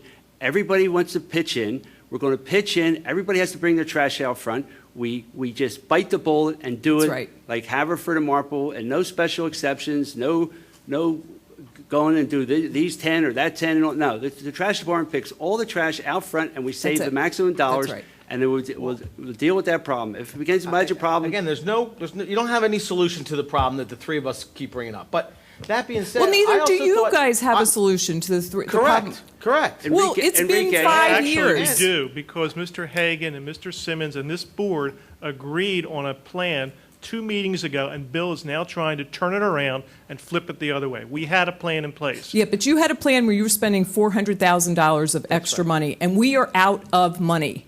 We are out of cash. You look like, no, we really aren't. We are out of cash. It's time to make those tough choices. Why don't we ask all these high school students to maintain the park and rec fields? I say, let's have a conversation about Park and Rec. I'm 100% happy. I know the history on the turf. I know all that stuff. I'd be happy to have that conversation. But let's finish with trash. See, I disagree. Why you should have a comprehensive discussion? But you're the Board of Commissioners. You're the one who's supposed to have the comprehensive. I agree. But let's go through point by point what's on the table right now. And I appreciate you three for having the courage. And I hope one of you has the courage to be the fourth, because we are in dire financial straits. Let's have some courage. You know, one of the things I wanted to mention, this being a great first meeting to start with, let me tell you, is rear yard pickup is a luxury. No matter how you look at it. Other townships don't do it. Others do. Yeah, and some do too, but which is the vast, and I mean vast majority. Contrary to what Mr. Hagan suggested in my ward, I would suggest he's got the numbers inverted, that maybe about 30% of the people use backyard pickup. So here's a luxury that all taxpayers are paying for. So we need those folks to tell us, is this all the taxpayers, is this a luxury you're willing to pay for? Kevin, your point about fields, same story.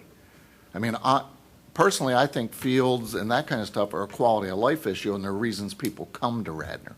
People don't move to Radnor because we have rear yard pickup. In fact, almost every new person that moves in probably puts their cans at the curb because that's what they've done all their life. So that's the approach we have to take, and I'm going to vote for Bill's position in the preliminary budget. Now, that doesn't mean it's going to be in the final budget, but it's going to keep people talking about it. That's, I think, a little bit silly, John. Sorry, Kev. I mean, can I put a toll booth on the Radnor Trail? I'll man that. I think you got to make a commitment one way or another. Well, my commitment's to do away with it because it's going to save a lot of money. Jim Schneller, Wayne, I think you're veering in your conversation. I think suddenly it's become some kind of grand and unequal, if I could use your word, John, luxury. And that's not the case. It's an amenity. And even if you put it down numerically, People haven't bought their houses on terms of how long their driveway is. That's random. And people go to the library, and some people don't go to the library. But these things are too random to quantify. But when you take this amenity away, it's not going to come back. Right. I'd like to see some board in 2013 bringing back the garbage collection. It doesn't happen.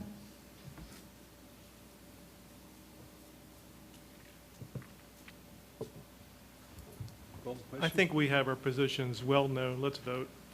Okay. All those in favor of Mr. Spingler's motion to save approximately $377,000 from the budget by eliminating 370? 370?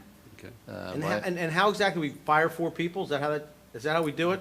Fire 4 people and get rid of a truck? Is that what this, you come up with the 377? Or was it more than 4 people? Or was it 7? How many people we lay off for this? It's 7 part-time help, 4 full-time positions. You've already limited to 7 This will be for the 4 full-time full-time. positions. All those in favor of Mr. Spingler's motion to save the money from the budget by eliminating rear yard pickup, say aye. Aye. All those opposed? Opposed. Call Bill Spingler with any issues with your trash pickup. Well, and I'd like to make a motion to reduce the park and rec budget and put the onus of cutting the fields and maintaining the fields on volunteers and the leagues. Kevin, with all due respect, that's just tit for tat.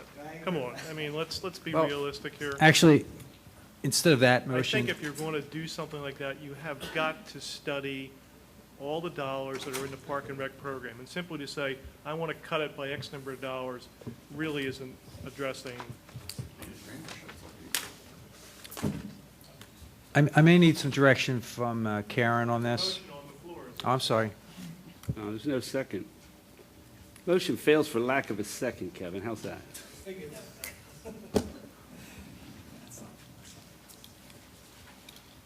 Karen, I want to have a good idea. I keep throwing numbers around. Can you tell us what the fund balance percentage will be at the end of 2010 based on the changes we made so far? Approximately. I'm coming up with 5%. Which fund The balance? general fund. General fund. Give me a minute, okay? Okay, I'll just. I'm not going to just keep repeating myself, but I may have to tonight. With the changes, we still have a significant deficit. The deficit without the tax increase was about 2.8 million at the for 2010. With the savings that Bill Spingler just got passed, we're down 400,000 from that. So we're still in a deficit of 2.4 million, and we have a preliminary budget before us that recommends an 11% increase, which will net $935,000, which puts us with a fund balance, excuse me, and this is the number I'm waiting for Karen on. I think it's 1.5 million by the end of the year. So what else do you want to cut? Well, I think we have to, again, I don't think I just want to clarify, my concern is not operationally 2010. My concern is the first quarter of 2011. We typically spend about $800,000 to $1 million a month to run the township. And we will be left with a fund balance of about $1 million to begin the year. What else do you want to cut, John? You keep repeating the same thing. I mean, what do you want to cut? Okay, my motion would be to adopt a budget with a furlough 1 day per month for a savings of $500,000. Because I don't John, want to cut. that's sort of a cop-out, because... It's not a I'll cop-out. tell you why it's a cop-out. Why? Because you're essentially saying that you can run the township on 80% of the people you're doing it today. And a third of the cost No, of no, an no. employee... Hang on. Let me finish. That's, A it's third not of- 80. It's, Sure it it's is. 90. I'm sorry. If you're working 4 days instead of 5... Not per week, per month. Per Per month. I'm sorry. Yeah, so we're talking about a 5% reduction in resources. Look, I know that's not easy to, that's going to be difficult, okay? Have you run this by anybody on staff, including John Granger, to find out what the impact would be in terms of programs and that sort of thing? I have asked repeatedly for that analysis, and what I've gotten was, it's not a good idea. Yeah. Okay? I brought this up with Amy Cuthbertson last year. Well, I'm she's sorry, not this here. year. She's not here. No, to- Don't but quote her, because she's not here. I'm not going to quote her, but she helped me with a spreadsheet to come up with the numbers. We actually used the salary resource schedules, and we predicted what the savings would be based on a furlough 1 day per week, 1 day per pay period, which is every 2 weeks, and 1 day per month. And based on that calculation, it comes up with about a $500,000 savings for the year if you furlough 1 day per month. Who told you it was not a good idea? Well, John Granger recommended that with the other cuts that we made and with the situation that we're facing, it's probably not a good idea to do a furlough. But, Mr. Chairman, Yes.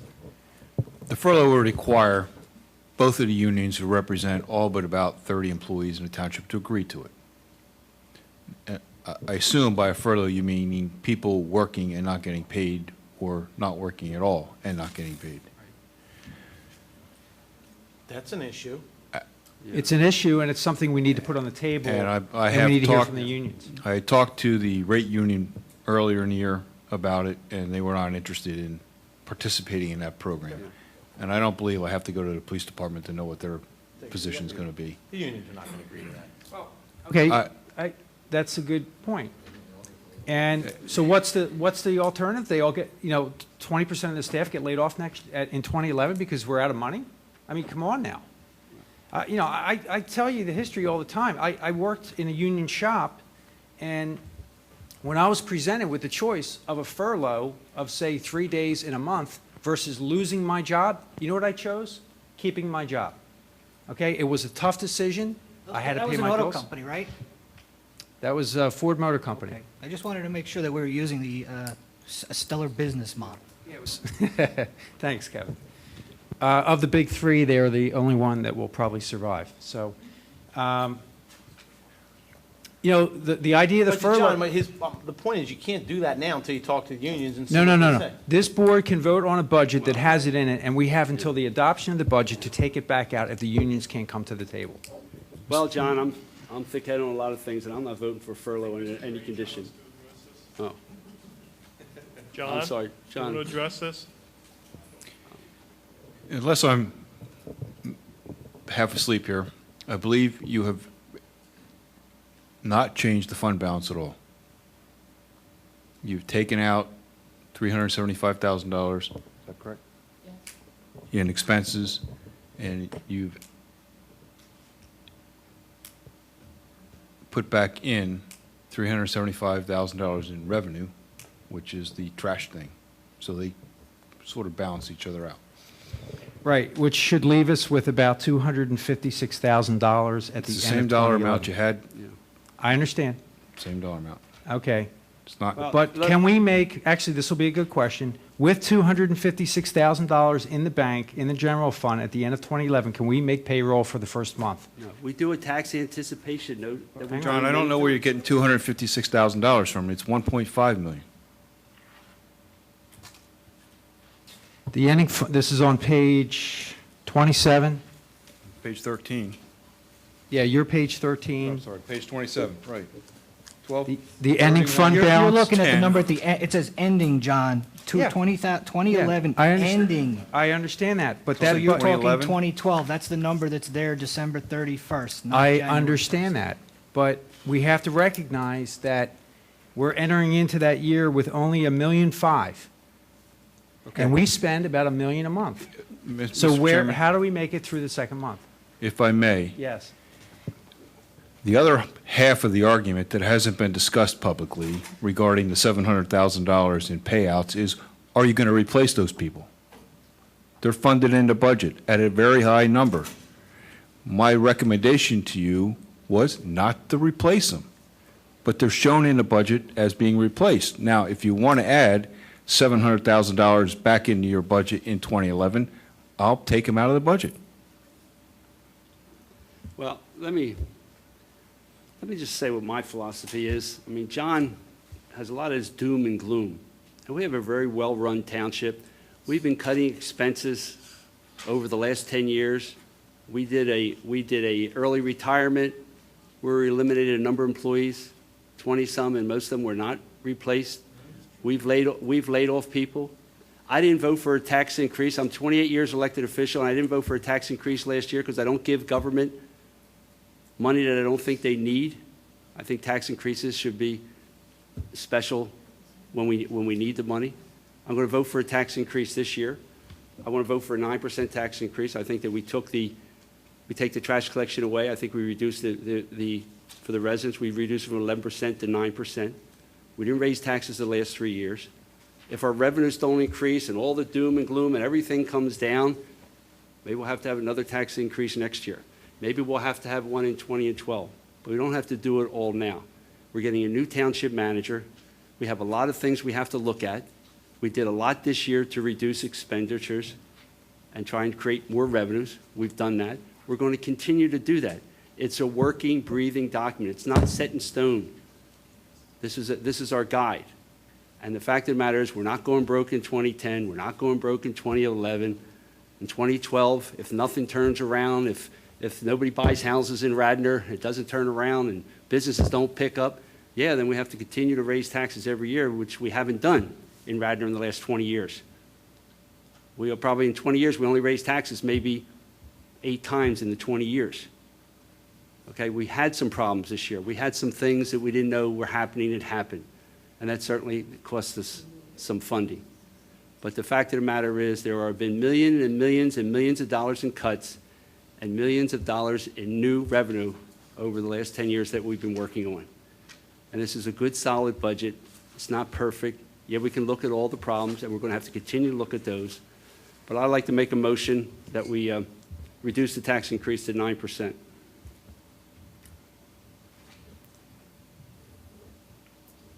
Is there a second on that? Would you accept another public comment, please? Waiting to see if there's a second. Yeah, wait for a second. I think based on the removing the rear yard collection of trash, that we ought to give some of that money back to the residents and only have a 9% tax increase. What did you say before, Bill? I said, Vote fails for lack of a second? pardon me? Vote fails? A motion No, fails for lack Hank, of a I second? keep talking until I get a second. You don't know the procedure. Fine. Can I ask a procedure question about the trash? When does rear yard trash pickup end, and who's notifying the residents, and what should they do about that? Is it January 1?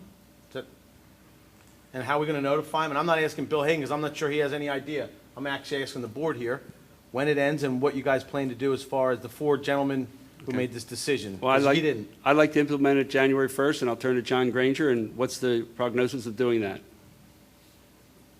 I believe Mr. Hagan and his staff have been working on that issue. You want to talk about, Bill? Oh, I mean, you're almost in December now. I mean, you're going to need at least 6-8 weeks to educate and get information out to these residents. If the decision had been made last meeting, we'd have started the process. We do have a flyer made up. We do have a calendar made up. We've put a lot of information together. Peggy, myself, Bill Martin have sat down and gone over things. But we need time to get information out to the residents to let them know the change in the process. There is going to be some changes on the recycling end where basically it'll be Monday and Tuesday will be trash. Wednesday will be brush township-wide, both districts, and then Thursday, Friday would be just recycling. Right now, we're picking up recycling Wednesday, Thursday, Friday, along with bulk pickup. So there's some information that needs to be gotten out to the residents, and I'm going to say I need 8 weeks to do that. By the time you get the pamphlets, the flyers, and everything to the printer, get them mailed out, get stuff on the website, on the scroll, advertise on the side of our trash trucks about the changes. It's going to take a little bit of time. So I'll say I could do it in 6 weeks. I'd be more comfortable with 8. When were you planning to do the single stream? I had talked to John Granger before, and I was told not to do anything until the board had made a decision on which way they were going to proceed. We had been working on stuff right after that vote was taken at the meeting before. But we were not allowed to get it out on the website, the scroll. I mean, none of that stuff could take place until a final decision was made by the board. Well, John, I think the board has made the decision to go to front yard collection of trash, so therefore I think that we should implement it as soon as possible with doing all the notification and everything. Could you note in the notification which commissioners went for the change? So Bill they can be called? Bill Spengler was one of them. Make sure everyone in my Exactly. Put ward that right knows, on there. because I might get a couple hundred more votes. They've been bugging me, why haven't I done this a long time ago? So, Okay. all right. So you'll let us know at the next meeting what the target date is? Can you come up with a target date for the next meeting? John? Yes. Thank you. As long as the board is considering some interesting angles, I want to know what kind of proof you have about the urgency of this sewer work. It's being put in a cocoon over here in a baby bassinet, untouched. Could you cut a third of that cost? Construction costs are inflated, and they're a large chunk. That's the capital budget, it's not operating budget. It has no effect on the operating budget. Okay, can I bring up a general couple of points, though? Because I think it affects it. I think you should go after the contractors, and you should prove to us who can't at least renegotiate the timing of their construction. You've got winter coming up. I don't think they get a lot of work done in the winter. Their employee efficiency, their efficiency figures and their productivity is low in the winter. They wouldn't mind maybe laying off a project. You've got to do a lot of negotiating like this, and I wish you would negotiate with the school board, who you just paid for a turf field and some kind of field over here that looked like it had more work done than many people's office buildings underground. Why can't we negotiate stuff like this? I think you've got so many options, and I know we're talking about basic costs, but you've got a lot of options, and I don't think the quick fix solution has ever worked. I think it's great, and it looks good for us, and I think the public does care. I don't think there's many people here, but I think there's a lot of people watching. More so, everybody wonders what's going on within 7 days of these meetings. Let's give the public a good faith appearance. Can't you give us something about trying to amend the budget? If we're all suffering a little bit, let some of the vendors suffer. And I don't just want to see you guys turn to each other and nothing's going to be changed next week. Because I've just watched a really historic, if you would, amenity disappear down the tube. Well, we're going to have a public hearing. When, John? When's that? The 7th?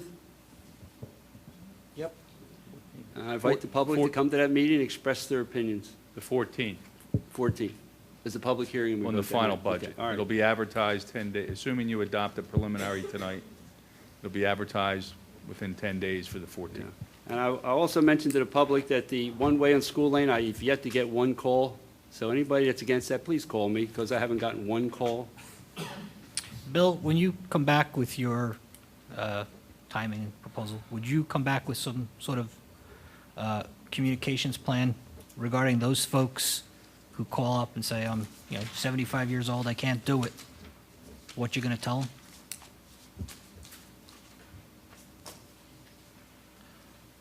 I don't know what to tell them. Tell them to call their commissioner. No, to call Bill Spengler. Tell them to call Bill Spengler. Because there's going to be very few calls.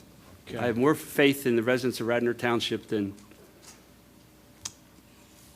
I don't know who. Well, can we go back to your motion? Which one was that? Has enough time expired since he made his motion that we can assume there wasn't a second? I'll second it. It was your You can't motion. second your own motion. Yeah. To reduce the budget. Bill's motion to reduce the budget from 11% increase to 9%. He made that motion. I don't think there was a second. There wasn't. There wasn't. Okay. So where are we now on the budget? I might make it next meeting, Hank, if I have the votes. Well, if there's any more we have to do, all amendments to the budget as it's presented, Yeah, we can vote on the motion to adopt the budget with the All motion. right, so at this point, are there any other I motions? think we still have John's motion on the floor. We I'm didn't not get sure a whether sec- you we made didn't get a it. second. Yeah, I didn't get a second. Okay.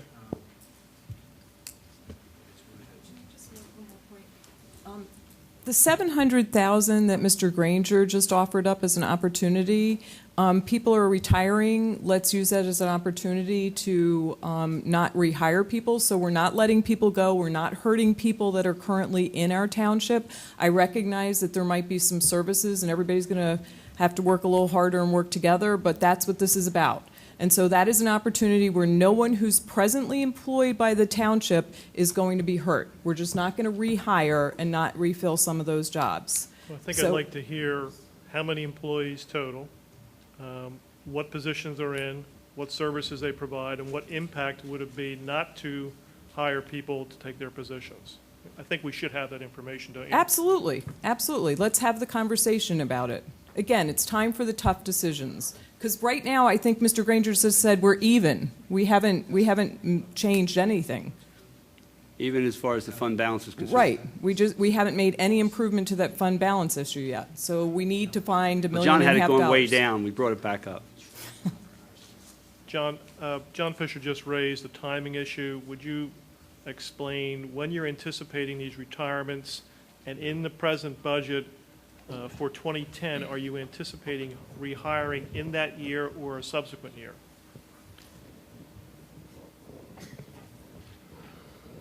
Very reluctant to make this statement because it's revealing a bargaining position of the township.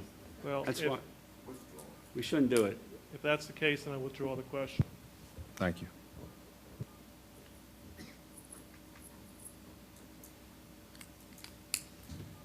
Call the question?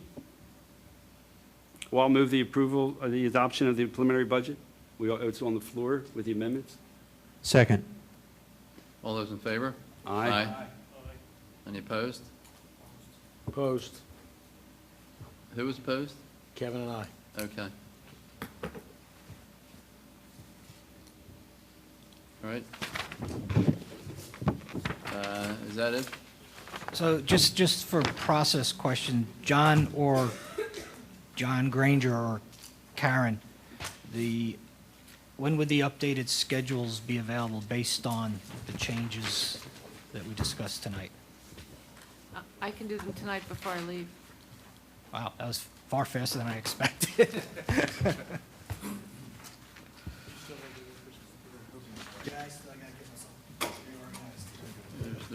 There's the introduction of the workers' comp ordinance. Yeah.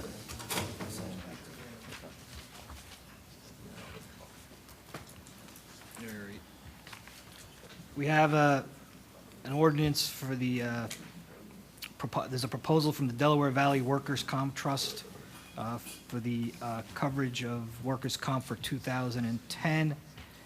And it's supposed to be a proposal, I think, for 2 years. I'm trying to find it in the Mr. notes here, John. Is that right, 2? 2 or 3?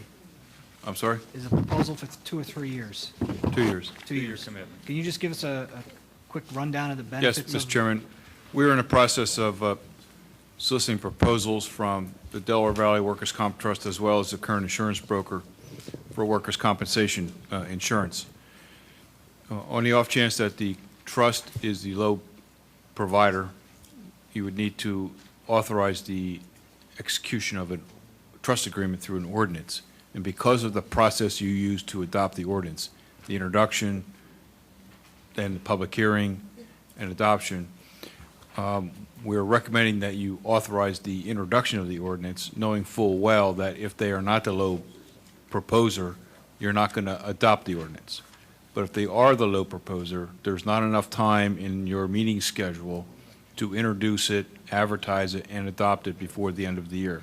The workers' comp policy expires 12/31. So this is a procedural step authorizing the ordinance to be advertised, but you may not adopt it. The adoption would be subject to who's the low bidder on the workers' comp. Those quotes will come in the first week in December. Just to go back to our last discussion, is the budget based on an anticipation of a lower bid, or is it based on our historical funding costs? It's based in part on the increase, I believe, in the experience modification, but a reduction in the rates. You're going to, the workers' comp is a pretty vanilla cost program. And we believe that there'll be some savings this year, not a lot, because of you're reducing your workforce. And you might be able to get a reduction in the rate structure. But to ask my question more directly, the preliminary budget we have, The preliminary budget assumes a small rating decrease. so I'll move to introduce the ordinance then. Second? I'd like to modify the introduction that the adoption is subject to the DVWCT being lowest bidder. The ordinance will have to be advertised before we have the quote. No, I'm sorry. It's the adoption. I'm sorry, not the introduction, the adoption of this. Oh, okay. Yeah. That's fine. So just an extra protection here that we're not going to award DVWCT regardless of the bid. Do I have a second on the Amendment? amendment? Should we keep all our options open, John? Is that amendment necessary? That's fine. Yeah, because you're not going to Yeah, it doesn't- award it. If they're not the low bidder, you're not going to award you're not going to adopt the ordinance. That's What are we fine. I'm passing all right the with that. motion for? What are we passing the motion for? That we adopt, I'm sorry, that we, Just this an- introduction is predicated on the adoption being subject to the DVWCT being lowest bidder. Right. But if they're not the lowest bidder, we're not awarding it, right? That's right. Correct.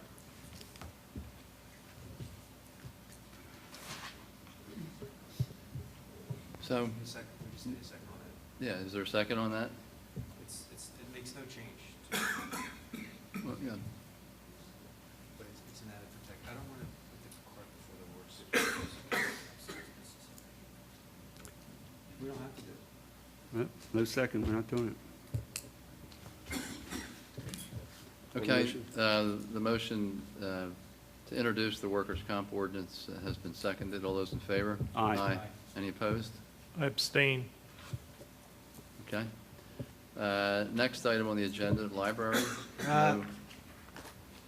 Kathy Mulroy and George Strimmel are here to make a brief presentation or discussion on the library.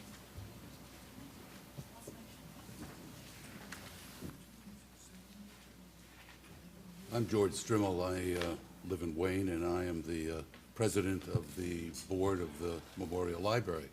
And with me is Kathy Mulroy, our executive director. We are not here to ask for any additional funds or anything of that sort, just to let you know.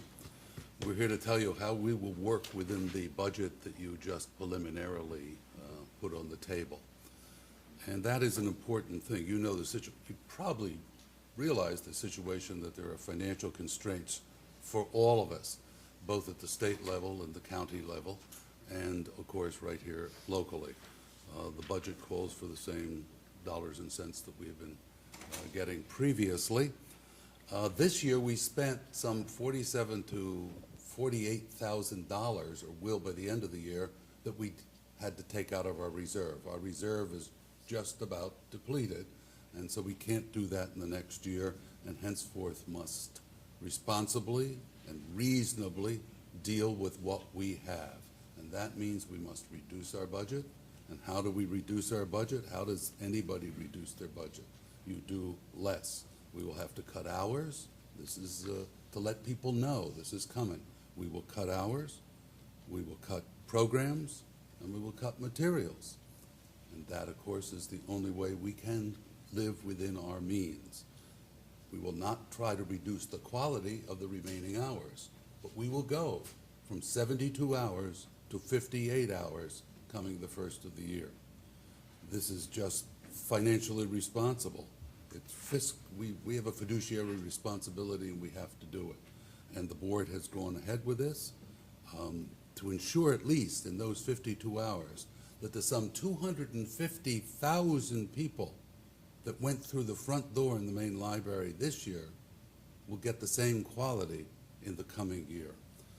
And we're really here to answer any questions you might have, and Kathy may wish to add something to it.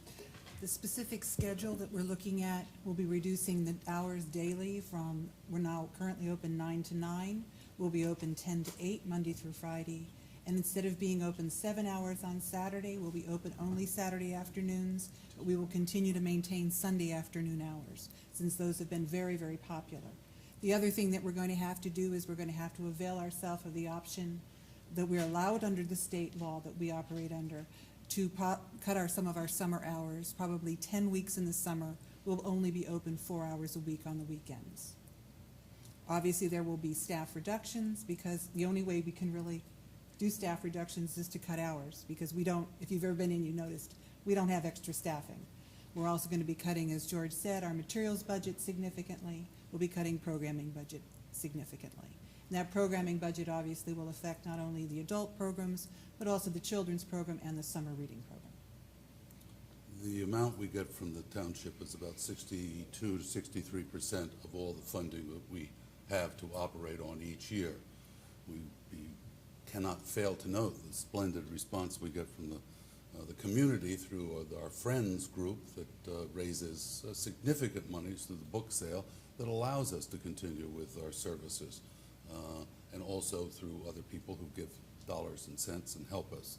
But this year, that hasn't been quite as much as it has in years previously. We do have an endowment, but obviously the dollars and cents coming in from that have been reduced. So that's the reality. This brings us out, though, without having to go into the little reserve that we have left.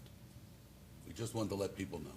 George, I'm curious, in going through your budgeting process, Yes. just like we all are doing, have you been in contact with other public libraries and other communities to find out what they're doing, and what kind of situations they're confronting, and is it similar to yours? Well, you've seen certainly, Kathy can speak better to that, but you've seen in the paper how Tredyffrin is cutting back 1 day a week out of their main library and 1 day a week out of their branch at Paoli. So that is how they are dealing with it. Some places, remember, we're a separate organization. In some places, they've simply reduced salaries by 20% across the board, Easttown being an example of that. You can speak more here in Delaware County. Yeah, the largest libraries in Delaware County, the 6 largest libraries are all cutting hours unless they are receiving additional funding from their municipality. There are 2 that believe they may be receiving a larger contribution, but if they don't, they too will be cutting hours. And some will be cutting theirs as significantly as we are. So, to put it in the vernacular, you're not the Lone Ranger. You're confronting a financial situation just like every other library in the areas. The state cut every public library in the state approximately 20.8% of their state funding. And an additional program that we all receive significant funding under has been cut basically 100%. That's the Access Pennsylvania that allows you with your card to go to any other Commonwealth library and take out a book. Well, you'll still be able to do that. We just won't be reimbursed for it anymore, which is what we were doing. It was only about 40 cents a transaction, but it still was a reimbursement. We are going to go to the state and ask them to waive that requirement so that we can begin to do where we were some 20, 30 years ago. And if you come from another county, you want to take out books here, fine, you can buy a membership for $25 a year and then be able to do that. But right now, we do not have the permission to do that. But we are looking into that in order to better fund our own shortfall. Kathy and George, do you have a sort of a demographic breakdown of the users? You know, how many are young children, before school age, people in school age, working adults, senior citizens? We are part of a large the county library system, and we basically benefit from that by having a shared circulation system where all that information is stored. And it's, shall we say, difficult sometimes to get specifics out on a community. I did do a study for one of our Board of Trustees who asked specifically about elementary school age children and matching up the numbers in that system versus the last census data.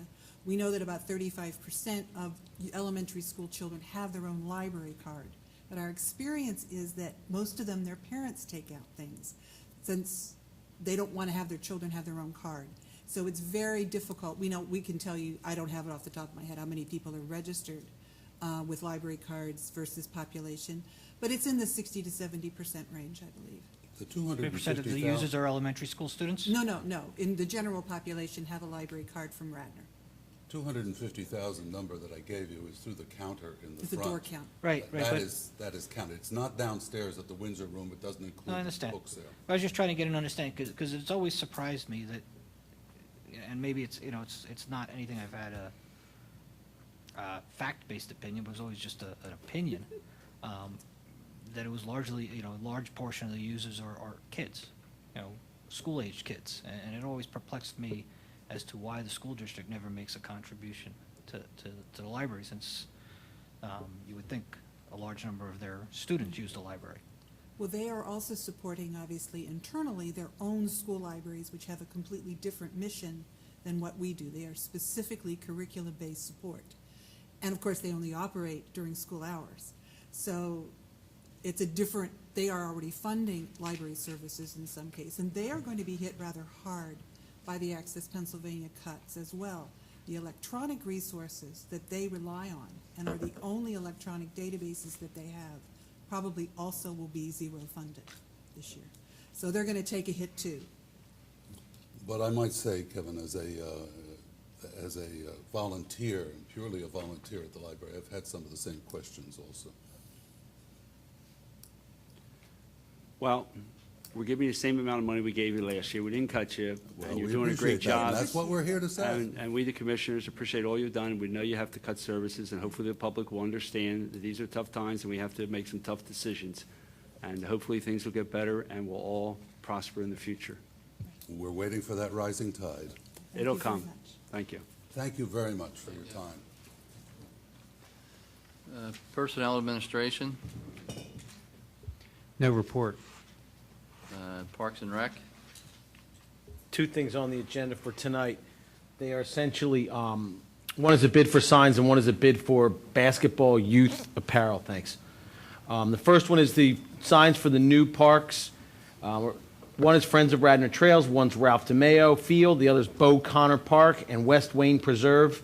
We got 4 bids, and the recommendation is to go with the bid from Bartush Signs, and they are in Orwigsburg, Pennsylvania, and I'm assuming that we checked them out and we are happy with their service, Tom. And the bid is $9,684. Move the approval. Second.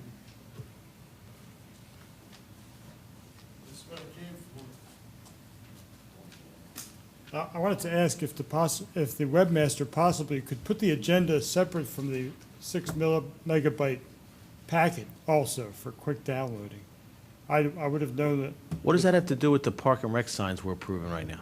Because the agenda wasn't available online unless your browser is capable of downloading 6 megabytes. It would just be a nicer convenience. You mean you couldn't get the agenda without all the supporting Yeah, documents? the packets are. We'll ask bundled. Melissa to look into that. That's a reasonable request. Anything else? Yes. We're sitting here, we're talking about bids that are a couple $1,000s. Christine and me a little, we've been asking you to trim stuff for 10 months. I don't think either one of these should be approved. How's the public going to have any faith in the process we're watching if this stuff just gets approved matter-of-factly? There are 100 things that are not being approved. You're Hundreds not of them. developing any good faith in the community. We're just seeing, we're seeing. We don't have to put signs up if that's what 7 commissioners want to do, not put up signs for new parks. And, I'm not one of them, but you might get some of these commissioners to agree that we don't need signs for brand-new parks that we're unveiling and opening up, and we should just freeze in our tracks and not do anything, but if that's your point. The other one is basketball shirts. I mean, these shirts are paid for by the fees of the people that play in the basketball league. It doesn't cost the township a dime. The basketball shirts, kids pay to be in the league, and as part of their payment, they pay for a T-shirt that they get for the basketball. That's all this is, right, Tom? That is correct. Thank you. The signs are a different story. If you don't think it's you know, out of our budget, we should spend that kind of money on a sign. You're entitled to your opinion about it, but. Yeah, I mean, with apparel, they probably had T-shirts made 2 years ago, or I guess this isn't a team, so I don't know. This is just, Jim, This kind of So I thing, it understand- just comes up over and over. What do you mean over and over again, Jim? And you've used the garbage as a decoy. When someone comes up and says, people are afraid to get their hands dirty, that is such a very thin aspect. We didn't say that. as I understand it, Jim, this particular item was already budgeted in the 2009 capital budget. It's the award of the bid, I know. No, the fact of the matter is, it's not costing the taxpayers a dime. They're paying for the shirts. We're just doing the process. And I wanted to comment. Well, we're just on signs now, so keep it to signs. Oh, you did, all right. Call the motion. I thought we had cut back our capital budget programs as far back as we all wanted to go. Yeah. And this happened to be one that we consider to be a high priority, Yeah. and it's capital budget. It was decided months and months ago. Yeah. Correct. We're ready to vote for it. Let's vote. I call the question. All those in favor of the bid for the signs, say Aye. aye. Aye. Any opposed? The second is the bid for professional services for the Radnor Youth Basketball. And we had 4 bidders, and the low bidder was Anchors Away, Inc. for $11,521.65. And again, this doesn't come out of any budget whatsoever. This comes out of the fees that people pay to play in our very popular Radnor Recreational Basketball League that literally hundreds of people participate in Radnor and have for many years. So, I'll move the approval. Is there a second? Second. All those in favor? Aye. aye. That's it for Park and Recreation. Public Health? I'd like to announce that we have 2 vacancies for the Board of Health beginning January 1st, 2010. If you are a healthcare professional and you have interest in serving on that committee, please send your resumes to Bill Martin at Radnor Township, 301 Ivan Avenue, Wayne, Pennsylvania. Thank you. Public Safety? One item on the agenda, and that is the staff traffic report. You have before you the staff traffic report for November 17th, 2009. Any questions or comments? Move the approval. All those in favor? Aye. That's it for public safety. Public Works, we have one item, the announcement of the 2 vacancies on the Planning Commission beginning January 1st. Anyone interested in serving on the Planning Commission, please send your resume in to Bill Martin, so we will start interviews in the beginning of the year so we can get them on as soon as possible. Mr. Spengler, I was informed today that one of those is for a 2-year term and one is for a 4-year term. The 2-year term is for Mr. Curley, who was Okay. resigning early. Okay, well, you can apply for the Planning Commission, and we'll figure out who gets the 2-year and who gets the 4-year. Okay, moving on, old business. Hearing none. New business. I have one item. We received in our packet this week, and I think it's certainly something which the public should be aware of. It was a report that was forwarded to us by Mr. Blumstrom concerning the results of the recent Radnor run. This is a report from the American Lung Association indicating that the net revenue which was donated to that organization by means of the run totaled $58,776. I would like to see this particular document get on the website so people could see and recognize the many sponsors, both financial sponsors and the in-kind donors, as well as the committee members who put their time, dollars, in-kind contributions together for an extremely worthy cause. And in this day and age, given the financial hardships, I think the members of the committee, including our own Tom Blumstrom, should be congratulated for a job well done. Tom, thank you. And also mention, people talk about our Park and Rec Department. Our Park and Rec Department with Tom Blumstrom spearheads this event, and it's It's a great event for the community. It's a great fundraiser for the Lung Association. And Tom, I also would like to congratulate you and your department for spearheading this program for many years. Any other new business? Yeah, I got a call from someone concerning the plastic water bottles that are used by all the teams at the fields. And their comment was that we should try to encourage the teams to use refillable water bottles instead of dropping, 10, 20, 30, 50, 100 bottles every week at these trash receptacles. I don't know what it costs to send the trash crews out to the parks after every game, but if you think about the numbers, Bill, maybe you want to comment on this burden that it puts us on in picking up recyclables. But do you think, Bill, do you think it would help if the teams were encouraged to do, kind of reusable bottles and whatnot?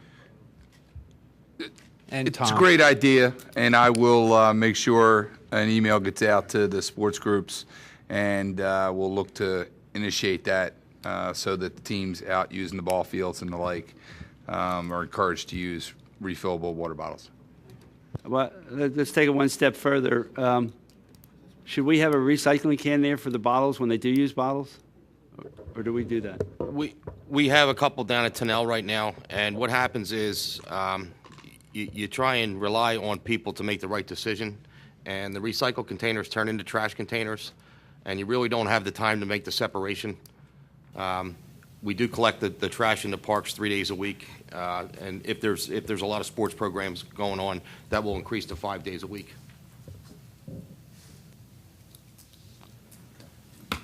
Actually, on this thread, would we consider, as part of the fee that we charge for the teammates, to provide them with bottles, and then just say you can't have recycled bottles at the parks anymore? They all have water bottles. They all, many of the, I've been around the youth sports very closely for the last few years. Most of the kids bring refillable bottles, and there are some that don't. It tends to be the older ones that don't bring that bring the ones you throw in the trash. Maybe they have cases of this stuff sitting around their house and they grab one on the way out the door. But I think clearly Tom can help us out and make some recommendations to the soccer club and the lacrosse and the baseball and these people to try and be a little more conscious of it. Yep. All right. I have a question. Dan, I've been asked, and I don't know the answer. What is going on up and down Lancaster Pike with every intersection getting the handicap accessible curbs? And who's paying for all that? That's the streetlights. I know we're not paying for it. I'm just curious. Is that stimulus money, or where'd that one come from? Commissioner Havada, that is part of the closed loop system that's being installed on Route 30. Part of that system was to upgrade all the ADA ramps to current PennDOT specifications. The whole ticket is being paid for by PennDOT except for the engineering, which had to be provided by the township. It's getting closer. When you're working with PennDOT, things seem to take a little while. Yeah, you can say that again. The ADA specifications that have changed, they changed back in April of 2008, which put some delays into the project. There's been some additional engineering that had to be done. The department actually picked up the fees for that engineering because I was a little upset because we had paid for it once already. So they agreed to pay for that. Right now, I believe they're working the south side of Route 30 corridor, going from Lowry's Lane up to Sugartown Road. You will see them take care of the north side, so it'll be a little bit more time. I don't know when the handicap ramp installation will be done. We have put heat on them. I do have another meeting with the PennDOT in the field office tomorrow. I have areas of concern, especially down at Villanova University. I want to make sure that they're done when the kids are not in session. But trying to work with the public, the pedestrians in the public is tough on a project like this. So every intersection is now going to be handicap accessible inside this part of the closed loop. They had to do that to get the lights lined up? It's part of the upgrade. Well, we're replacing every light fixture, right? Not every one. Not every light fixture is being replaced. They are replacing the cabinets, the controllers. Yeah. And some they're replacing, some not. Billy, they're going basically, from what I can tell, from the Blue Route, like I think it's maybe King of Prussia Road, and now they're up towards past Billy's Park up there, and that's kind of where they're heading. They're going to go all the way up to the end, all the way through the township, or are they going to stop just where the? No, the project is from Lowry's Lane. Yeah. All the way up to Sugartown Road. Wow. And it will include Sugartown and Morris, that intersection. There's a couple side intersections that have been tied to the system because we thought that it would benefit the movement of traffic. For instance, the Kravco on Yeah. Radnor Chester, Yeah. West Avenue. Does just to ask you a question, does every intersection between Lowry's and Sugartown now going to be handicap accessible? Yes, and most of them were. Yeah. What happened is they changed the ADA specifications because there's percentage in grades, there's got to be a flat top on it, I mean, there's got to be a landing area for Right. the wheelchairs to Yeah. stop. Yeah. And as part of this closed-loop system, the ADAs all had to be upgraded. Wow. What's the budget on that? I'm just curious. It's 500,000, wasn't it? No, it's 500,000. No probably way. going to be somewhere near $2.7 Yeah. million by the time it's done. Yeah. I was doing a closed loop. Yeah. Because I thought we were doing a closed loop for Enrique. He wanted to get between St. David's and Villanova without stopping into That's what traffic. I'm trying to accomplish here, You're responsible for the okay? whole thing, remember that. And we're hoping that this will help. I don't think it will solve all the traffic problems. A lot of your problems are volume. I understand. And I think it is going to help. And I think it's been a long time coming since I started on this board 9 years ago. We were talking about this the first meeting I sat in. But it's getting there. I just didn't realize that the ADA requirements were all tied into this in every intersection, in the whole township on Lancaster Pike, which is because that's where the bulk of the costs are going to be. I mean, the lighting's one thing, but that's a lot of construction and doing one at a time all the way up the pike. It's not been easy. Well, Look at the positive. The I'm not state's saying- paying for it, and nobody's going to buy, say, Township, you have to do this. I know, but we all pay state taxes too, Bill. Well, no, but it's a good thing for handicapped Yeah. people and Yeah. wheelchairs. We have to Just do to it. follow up to Bill's comments about that, Bill and I do have some issues with some of the designs that we are trying to get resolved. We feel there's a few tripping hazards have been created, so we are checking into those. Good work. Thank you.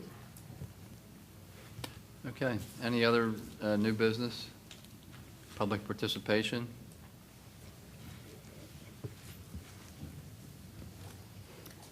Again, my name is Christina Peroni, and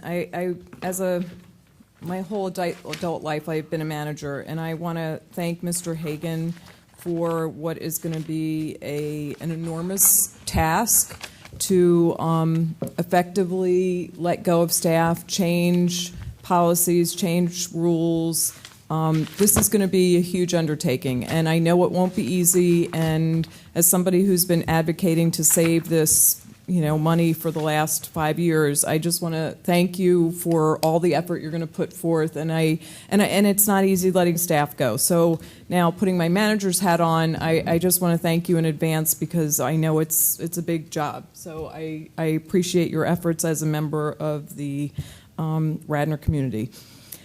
Secondly, I missed part of the meeting in driving here, so I don't know if I've heard that the Margolis investigative forensic report was out.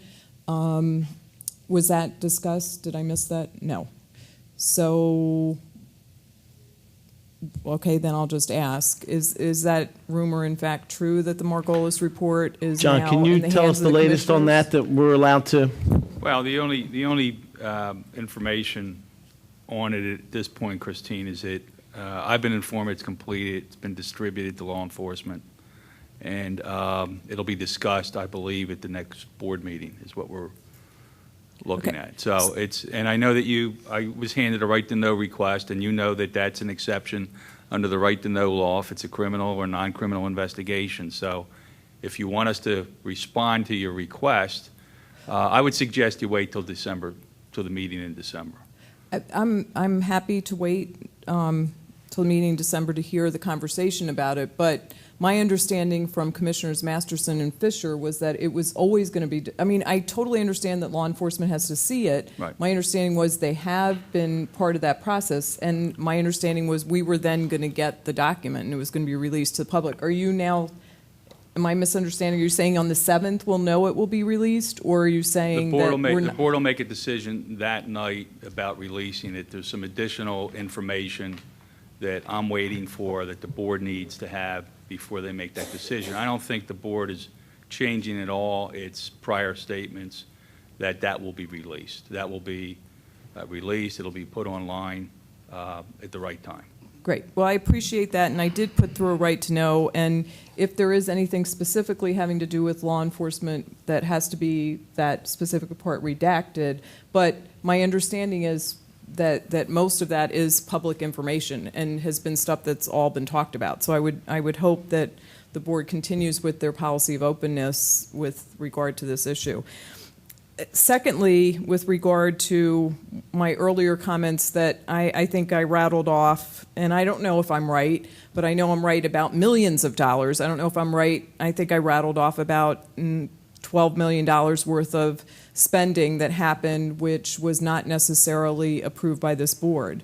And so in the spirit of Madoff, I would hope that we are going to claw back that money from anybody who got money that was not approved by this board. And it would need leadership to do that. And I'm really hoping that we, approve an attorney to go in civil action, to go and get this money back. And part of what they would have to have in their fees is that, part of the attorney fees gets back, but it's millions of dollars. We're not going and spending, $40,000 in legal fees to go and try and run after $50,000. We're spending, and I made up that number. We're spending X dollars to run after millions of dollars. And not only do we deserve that money back, but the community deserves an accounting of what misappropriations happen. Every time I look at this board, I see this marble and this beautiful woodwork that we paid for. A third empty building that was paid for by tax dollars while we can't afford the library.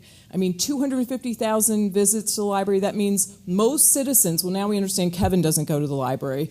So take Kevin out of the 30,000, and most citizens go 8 or 9 times to the library. That is a huge resource that we are cutting back on. So we need to claw back that money. In addition, Mr. Osborne has said, a quarter of his responsibilities, 25% of the tasks in the Home Rule Charter is that he is supposed to surcharge anyone who got money that was misappropriated or anyone who got money that was not approved by this board. And we know that money is out there. So let's use that same attorney. Let's be efficient. Let's not have tons of attorney fees out there. Let's use that same attorney that we use for civil action to go and also put forth the surcharge. We need to do that. The citizens deserve that. And let's get some money back. Come on. These are tough times. It looks like after all the conversation, while I agreed with what you did on the budget, we still didn't make any steps forward.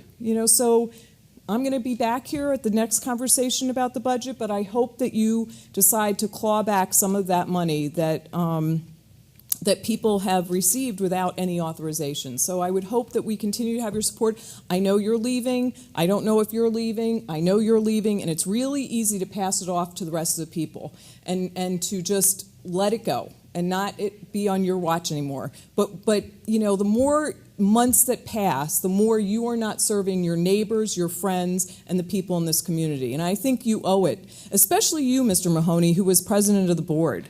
I think you owe it to the community. I've been hearing that I've been leaving since last fall, I think it is, 2008.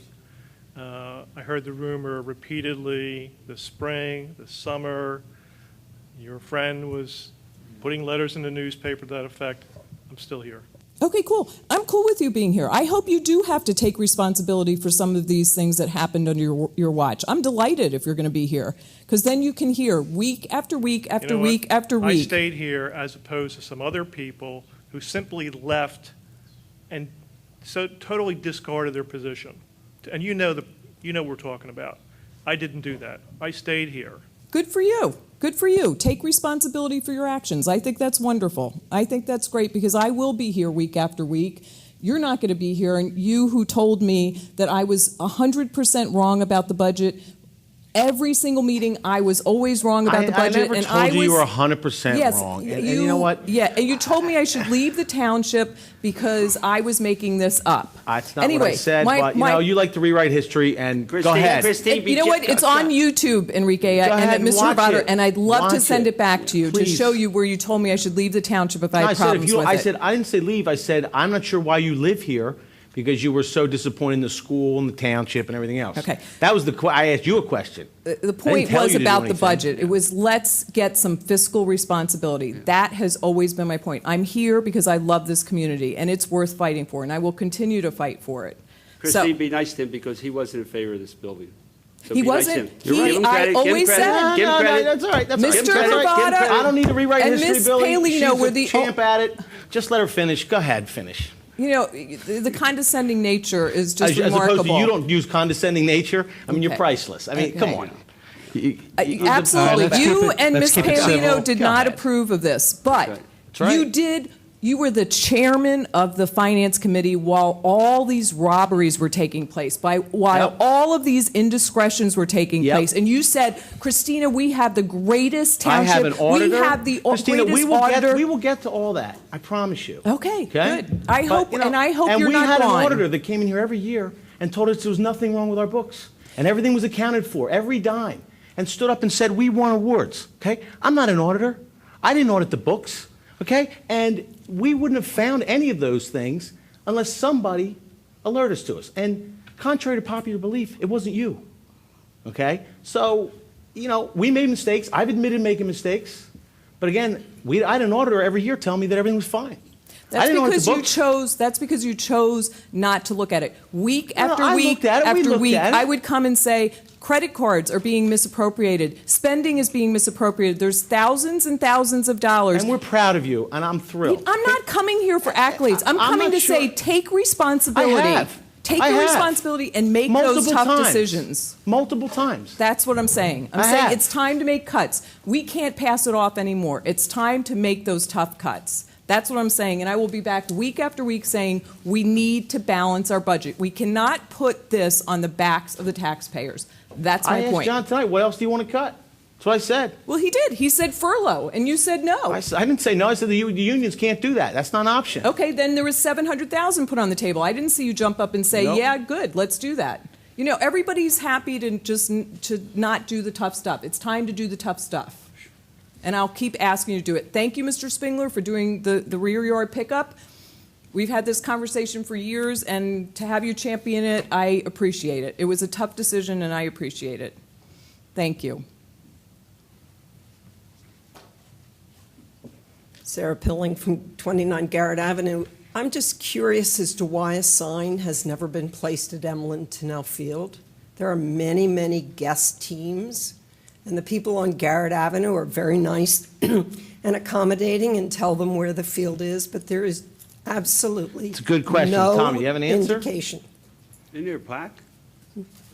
If you're in the bottom of the parking Yeah. lot. Years back, we designed a sign for over at Emlyn Tinnell, and when we discussed it with school district personnel, they weren't, there were some issues with the design and colors of that sign. So over the course of the most recent years, our sign budget has been cut accordingly, and a lot of folks in the community know where that field is, and we are currently in the process of naming the new existing areas, but I think that's a good park for us to name moving forward if we get money in the budget accordingly to put a sign there. But you need a school district approval to put a sign there. You just can't put a sign. We don't anymore, because we can because put you it on own our, it. we can put it in our property in Oh, the that's front. right. We own the Yeah. front, yeah. That's right. I'm just curious because people come to play soccer or baseball and they don't know where they're going. And I've just wondered why in all the discussion of all the signage, and I'm not saying I love the quality of the signs that Radnor Township uses, but even if it was a metal sign on the chain link fence just before the bridge, I think it would be more gracious to visitors to the field who don't know where it is and don't know how to get there. Well, they Thank probably you. stop by your house and ask you. Well, that's what they do.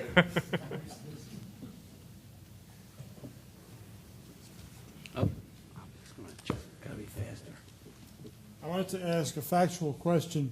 Did the board ever approve the 2 closings of School Lane that were advertised on the website last week? Yes, we did. Can I ask Mr. Rice a question? Before the 2 School Lane closings were put on the website last week, were they approved or were they in need of approval?